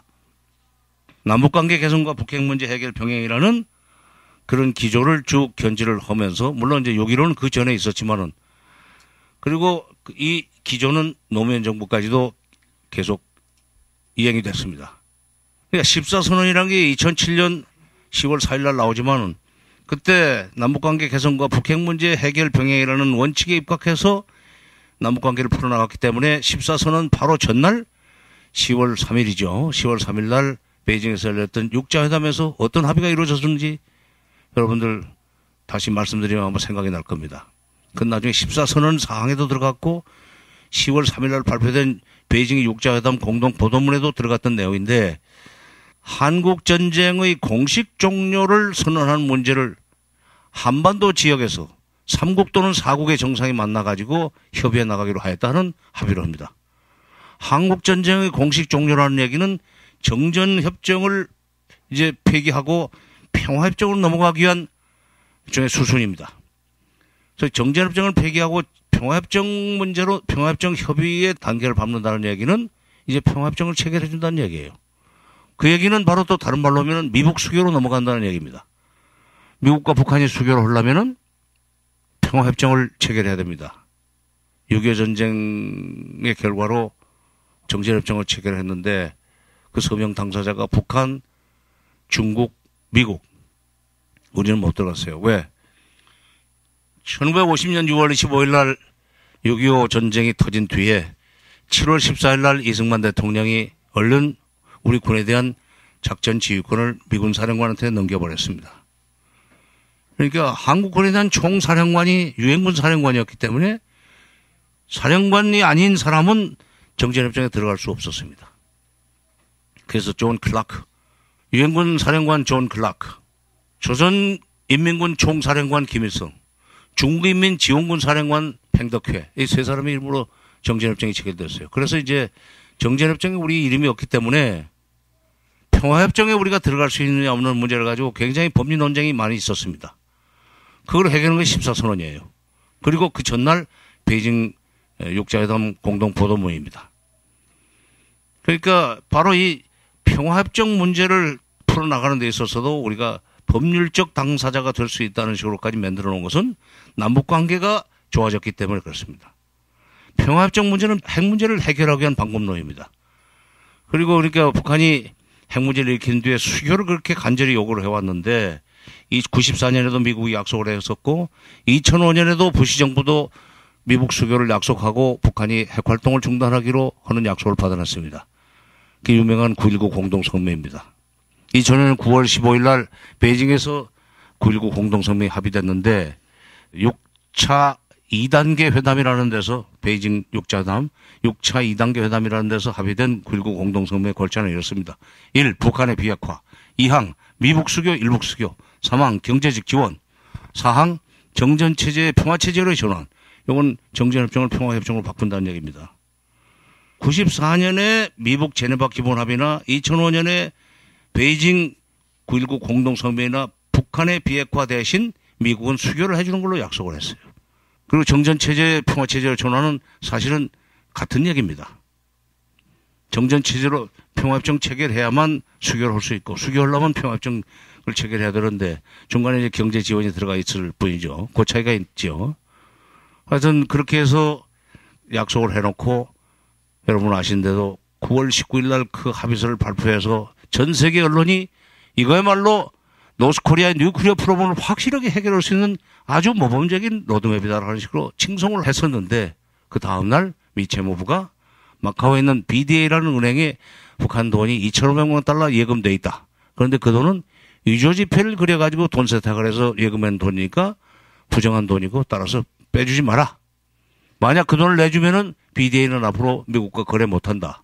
여기 세컨다리 보이콧의 원형이죠. 북한은 거기서 반발하기 시작합니다. 반발했습니다. 좋다.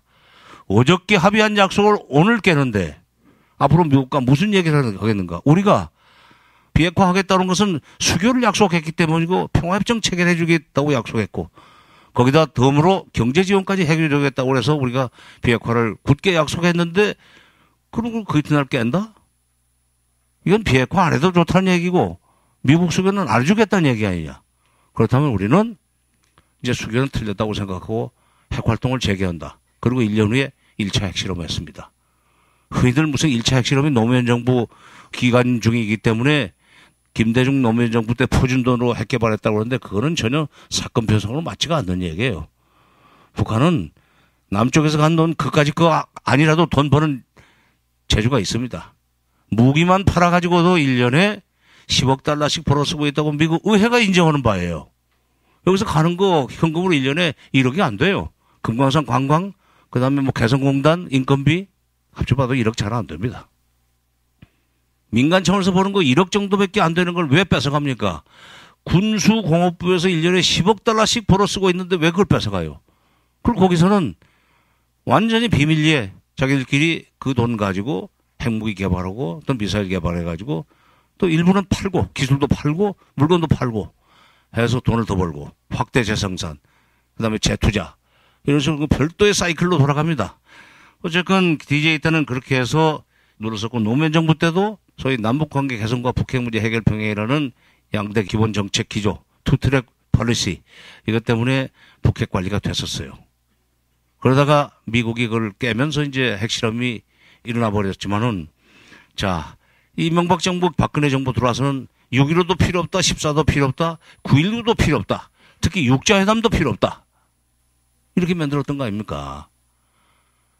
육자회담이 2003년 8월 달에 시작을 해가지고 2008년 12월까지는 잘 굴러갔었어요. 북한이 1차 핵실험하고 나니까 미국이 바로 북한을 불러냈습니다. 어떻게 해주면은 앞으로 이런 짓을 안 할 거냐. 9.19 공동성명만 이행해줘. 수교 문제 다시 한번 보장하고, 그 다음에 평화협정 체결해주겠다고 얘기하고, 경제 지원해주면 우리가 핵을 가질 하등의 이유가 없다. 수교를 한다, 평화협정 체결을 한다는 얘기는 군사적 위협을 가하지 않겠다는 얘기예요. 그것만 하면 돼. 그것이 바로 2007년에 체결된 2.13 합의라는 겁니다. 베이징에서 육자회담에서 공동성명이 됐죠. 그 이행을 해나가지만은 부시 정부 말년이 되니까 힘이 없었죠. 2008년 새로 들어선 이명박 정부는 처음부터 그동안에 김대중 노무현 정부 때는 무슨 교류협력을 통해서 뭐 북한 핵 문제를 푼다는 식으로 했는데 우리는 비핵화되지 않으면 교류협력 일치 안 한다. 비핵 개방 3천. 북한이 비핵화를 하고 자진해서 개방하면은 그때 우리가 국제사회와 손잡고 북한의 경제를 발전시켜서 1인당 소득을 3,000달러를 만들어주겠다. 그게 비핵개방 3천 정책입니다. 그 비핵개방 3천 정책에 입각해서 육자회담을 거부했어요. 2008년 12월부터 육자회담이 중단됐습니다. 지금 9년째입니다. 바로 2008년 12월 달에 육자회담이 더 이상 열리지 못한 그 이후 시간, 지금까지 9년 동안에 핵실험 몇 번 했습니까? 5번 했습니다. 그거는 노무현 정부와 아무 관계 없어요. 9.19 공동성명 만들어낸 건 노무현 정부예요. 남북관계를 레버리지로 삼아가지고 말을 잘 들었어요, 그때. 오죽하면은 미국의 동아태 차관보가 육자회담을 앞두고 꼭 이쪽에 와서 통일부 장관한테 찾아왔습니다. 주한미국 대사관 통해서 얘기하지도 않고 또 주미 한국 대사관을 통해서 간접적으로 얘기하지도 않고 외교부에다 얘기해서 건너오게 하지도 않고 직접 와서 설명하기를 다음번 육자회담에서 북한이 이런 식으로 나오도록 좀 사전에 오리엔테이션을 시켜주십시오. 북쪽이 요즘 남쪽 말을 듣는 것 같습니다. 아, 그때는 통일부 장관 된 거 괜찮다고 생각했어요. 아니, 미국이 남북 관계가 잘 나가는데 이걸 축으로 해서 북핵 문제를 풀어야 되겠다. 바로 이제 그런 그 원리로 9.19 공동성명을 만들어냈는데 그 이튿날 미국이 BDA 재무부가 국무부에서는 그 전날 9.19 공동성명 합의를 하고 재무부는 그 이튿날 그거 깨고 이런 바람에 이제 핵실험을 했을 뿐이지 그 노무현 정부가 아무 관계가 없어요. 노무현 정부 진짜 죄 없어요. 그러니까 문재인 대통령은 지금 다시 불거진 북핵 위기, 미사일 위기 이거 풀어나가는데 첫째 3기 민주정부라고 했던 그 약속 그 정신에 입각해서 6.15 공동선언과 14선언 그리고 9.19 공동성명의 정신에 입각해서 문제를 풀어나가겠다는 식으로 하고 참모들한테 교육을 시키면 됩니다. 뭐 9년 전 얘기하지 마라, 10년 전 얘기하지 마라. 원리는 똑같아요. 문제가 복잡해도 원리는 똑같습니다. 푸는 방법은 똑같고. 다시 요약하면은 북한의 핵을 포기시키려면은 미국 수교와 평화협정, 그리고 경제 지원, 그리고 공동성명, 그거면 됩니다. 2008년 12월 달에 육자회담이 이제 그때부터 공식으로 올스톱이 된 뒤에 2009년에 오바마 정부가 출범하면서 힐러리 클린턴 국무장관이 들어서 가지고 2월 19일 날인가 아시아 소사이티 초청 연설에 가가지고 획기적인 얘기를 했습니다. 앞으로 미국은 북핵 문제를 풀기 위해서 북한의 비핵화와 미북 수교 그리고 평화협정 이 세 가지를 패키지로 묶어서 북한과 빅딜을 할 준비가 돼 있다라고 하는데 한국 정부가 우리 비핵 개방 3천 원칙에 어긋난다. 우리는 거기 동의 못한다. 7월 29일 날도 또 했어요. 푸켓에서. 예라프 총회에 참가했던 클린턴 국무장관이 2월 달에 했던 얘기를 또 합니다. 근데 그 7월 29일이라는 시점은 어떤 시점인가? 2009년 5월 25일 날 북한이 이명박 정부 때죠. 2차 핵실험하고 난 뒤에 6월 중순부터 유엔 대북 제재 결의안이 통과가 돼가지고 북한에 대한 제재가 지금 이행되고 있던 그 시점에서 유엔 제재 결의안이 통과된 뒤 한 달, 한 보름쯤 후에 북한에서 2월 달에 했던 얘기를 또 했어요. 그게 주목할 대목입니다. 제재는 제재지만은 북한의 비핵화를 끌어내기 위해서는 미북 수교와 평화협정이라는 반대급부를 주면 된다. 아니 그렇게 하겠다 나는. 라고 했는데 이명박 정부가 거절해서 못했어요. 11월 달에 그 얘기 또 합니다. 저 아프가니스탄까지 가서. 아프가니스탄에 몰래 들어갔었어요. 그때 위험하니까. 나오면서 기자들하고 만나가지고 사실 내가 2월 달에 얘기하고 7월 달에 했던 얘기를 지금 또 하는데 북핵 문제는 굉장히 유중하니까 이 방식으로 빨리 풀려고 그런다. 근데 그때도 이명박 정부가 노하는 바람에 그때부터 미국도 힘 빠져가지고 그렇다면 뭐 북핵 문제가 해결되지 않았을 때 최대 피해자는 사우스 코리아인데 사우스 코리아가 북핵 문제 해결에 뭐 별로 관심이 없다면 우리가 그럼 굳이 나설 일이 없다 하는 식으로 가지고 미국 오바마 정부는 그때부터 이른바 전략적 인내로 돌아서고 말았습니다. 전략적 인내로 돌아서면서 육자회담은 완전히 이제 표류하게 되고 그 와중에 북한은 핵 능력과 미사일 능력을 엄청나게 키워버렸어요. 감시의 눈초리가 없어진 사이에 그 틈새 시간에 북한은 맘 놓고 핵을 개발하고 미사일 거리를 늘렸습니다. 그래서 지금 한반도의 위기가 굉장히 커졌고 9년 전, 10년 전, 20년 전의 위기에 비해서는 질이 달라졌지만 그럼에도 불구하고 그 위기를 풀어나가는 방법은 결국 북한의 핵을 포기시켜야 되는데 그러려면은 그 반대급부를 줘야 된다. 반대급부를 안 주면 안 된다. 압박으로는 안 됩니다. 절대로 안 됩니다. 북한이 그러지 않았어요. 푸틴이 그 얘기를 했죠, 오히려. 지금 제재로 문제를 풀 것처럼 착각들 오고 자꾸 그러는데 북한은 제재를 받으면 풀을 먹더라도 견딜 것이다. 그 사람들 95년부터 98년까지 고난의 행군이라고 하면서 정말 어려운 시절을 이겨냈습니다. 비참했었습니다, 그때. 김일성 사후지만. 그리고 이제 그때가 김영삼 대통령 말년인데 그때 뭐 아무것도 도와주지 않았죠. 그리고 98년 들어서서 김대중 체제가 들어서고 북쪽에서도 정부가 들어서고 북쪽에서도 김정일이 아버지 3년상을 만 3년상을 치르고 정식으로 등극을 해가지고 여러 가지 남북 관계를 풀어나가는데 햇볕 정책에 협조를 하면서 그 경제도 어느 정도 이제 회복이 됐지만 문재인 대통령은 6.15 뭐 1기, 2기, 3기 그런 소리 하지 말고 그러려면은 6.15 공동선언과 14선언 그리고 핵 문제는 9.19 공동성명으로만 돌아가면 됩니다. 다시 한번 말씀드리지만은 청와대 참모들이 옛날 얘기하지 말라고 그러는데 이 문제가 지금 미국과 북한 사이의 갈등의 문제이고 그런 점에서 미국이 북핵 문제를 해결하기 위해서 약속했던 그 수교 이 문제가 해결되지 않기 때문에 이렇게 자꾸 증폭이 됐는데 이거 말고 다른 방법이 있어요? 압박과 제재로 절대로 포기 안 합니다. 북한은 DNA 자체가 압박으로는 안 돼요. 오늘 아침에 내가 어디 유튜브에서 보니까 연세대학의 그 국제대학원에 있는 존 딜러리라고는 그 미국의 젊은 학자가 그 사람이 상당히 그 예리하게 잘 보대요. 북한은 압박으로 절대로 안 된다. 오히려 압박하면 압박할수록 더 반발한다. 북한을 핵을 포기시키려면은 수교 문제를 풀어야 된다. 외국 사람도 그렇게 보고 있습니다. 그리고 그 수교 문제는 9년 전에도 그 방식으로 풀 수밖에 없었고 20년 전에도 그 방식으로 미국도 그렇게 풀려고 그랬었습니다. 옛날 얘기하지 말라니. 원래 그 뭐 이치는 똑같은 거고 방법은 변할 수가 없어요. 다만 북한의 핵 능력이 그때에 비해서 엄청나게 커졌기 때문에 우리가 내놓아야 되는 반대급부가 더 커졌다고 보면 됩니다. 수교는 돈 드는 거 아니고 평화협정 돈 드는 거 아니지만 그러나 경제 지원을 하게 돼 있기 때문에 경제 지원할 때 우리가 감당해야 될 몫이 좀 많을 겁니다. 아마 미국은 우리한테 다 내라고 할 거예요. 선례가 있습니다. 94년에 제네바 기본 합의를 체결하고 그때 200만 킬로와트 원자력 발전소를 져주는데 그게 46억 불짜리 공사입니다. 그때 우리 보고 70%를 내라고 그랬어요. 김영삼 대통령이 노했죠.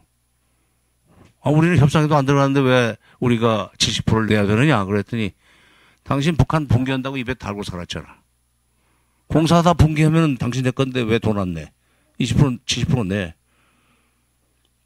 꼼짝 못하고 냈죠. 32억 2천만 달러를 내기로 했는데 그 돈의 35%가 집행되는 와중에 부시가 그 공사를 중단시키면서 돈은 더 안 나갔지만 북핵 문제는 그때부터 꼬이기 시작했고, 그때 우리한테 70% 부담시키고 20%는 일본한테, 10%는 미국이 낼 줄 알았어요.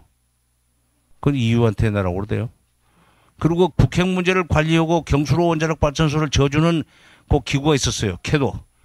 코리안 페니슐라 에너지 디벨롭먼트 오가니제이션 약자인데 캐도의 의장은 또 자기가 해던데요. 돈 한 푼 안 내면서. 미국이 요즘 자기 돈 안 씁니다. 그러니까 이 북핵 문제를 풀 때 우리가 돈을 많이 낼 각오를 해야 됩니다.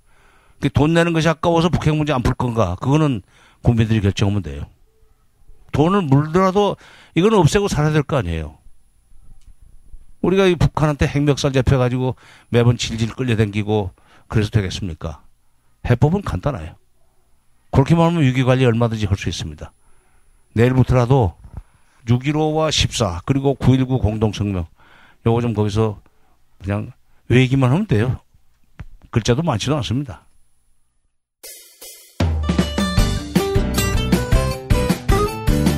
뉴스포렌 메리로 이어갑니다. 팔로워 86만이 넘는 김용민 트위터에서는 매일 설문조사가 진행되고 있습니다. 고 김광석 씨의 외동딸이 10년 전에 사망했다. 이런 보도가 나왔습니다. 외동딸 서현 씨는 고 김광석 씨의 음원 저작권을 물려받은 상속자인데요. 고 김광석 씨의 부인 서혜순 씨는 그동안 서현이는 미국에서 잘 지내고 있다. 이렇게 지인들에게 말해왔습니다. 영화 김광석의 감독 이상호 기자는 서혜순 씨가 현재 해외 도피를 준비하고 있다. 이렇게 밝혔는데요.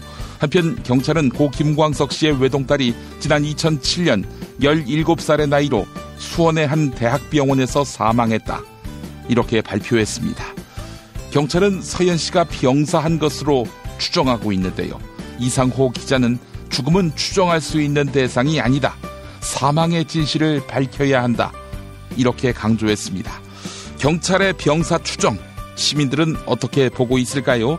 오늘 아침 6시 10분까지 2,085분이 설문조사에 참여해 주셨습니다. 94% 압도적으로 많은 시민들은 경찰 추정에 공감하지 못하겠다. 이렇게 밝혔습니다. 경찰 추정에 공감한다. 이런 의견은 6%에 불과했습니다. 설문조사에 참여해 주신 여러분 감사합니다. 팟캐스트 포털 팟빵의 김용민 브리핑 게시판에 올라온 사연 소개하겠습니다. 노스트라다님, JTBC를 제외하고 종합편성 채널들이 일제히 이명박을 옹호하고 나섰네요. 이명박이 검찰청 포토라인에 서는 것을 꼭 보고 싶습니다.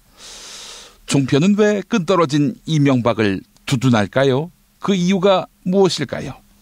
어용시민님, 재벌들은 도대체 어떤 종자들인지 이해가 되지 않습니다. 비정상의 정상화 정말 힘드네요. 라고 하셨고, 살구와 다래님, 판사들 역시 공수처 신설에 극렬히 저항하지 않을까요? 자신들의 권한을 양심과 법에 따라 행사해 왔는지 판사들에게 묻고 싶습니다. 라고 해주셨습니다. 자, 2017년 9월 21일 목요일 김용민 브리핑 모두 마치겠습니다. 애청해주신 여러분 감사합니다.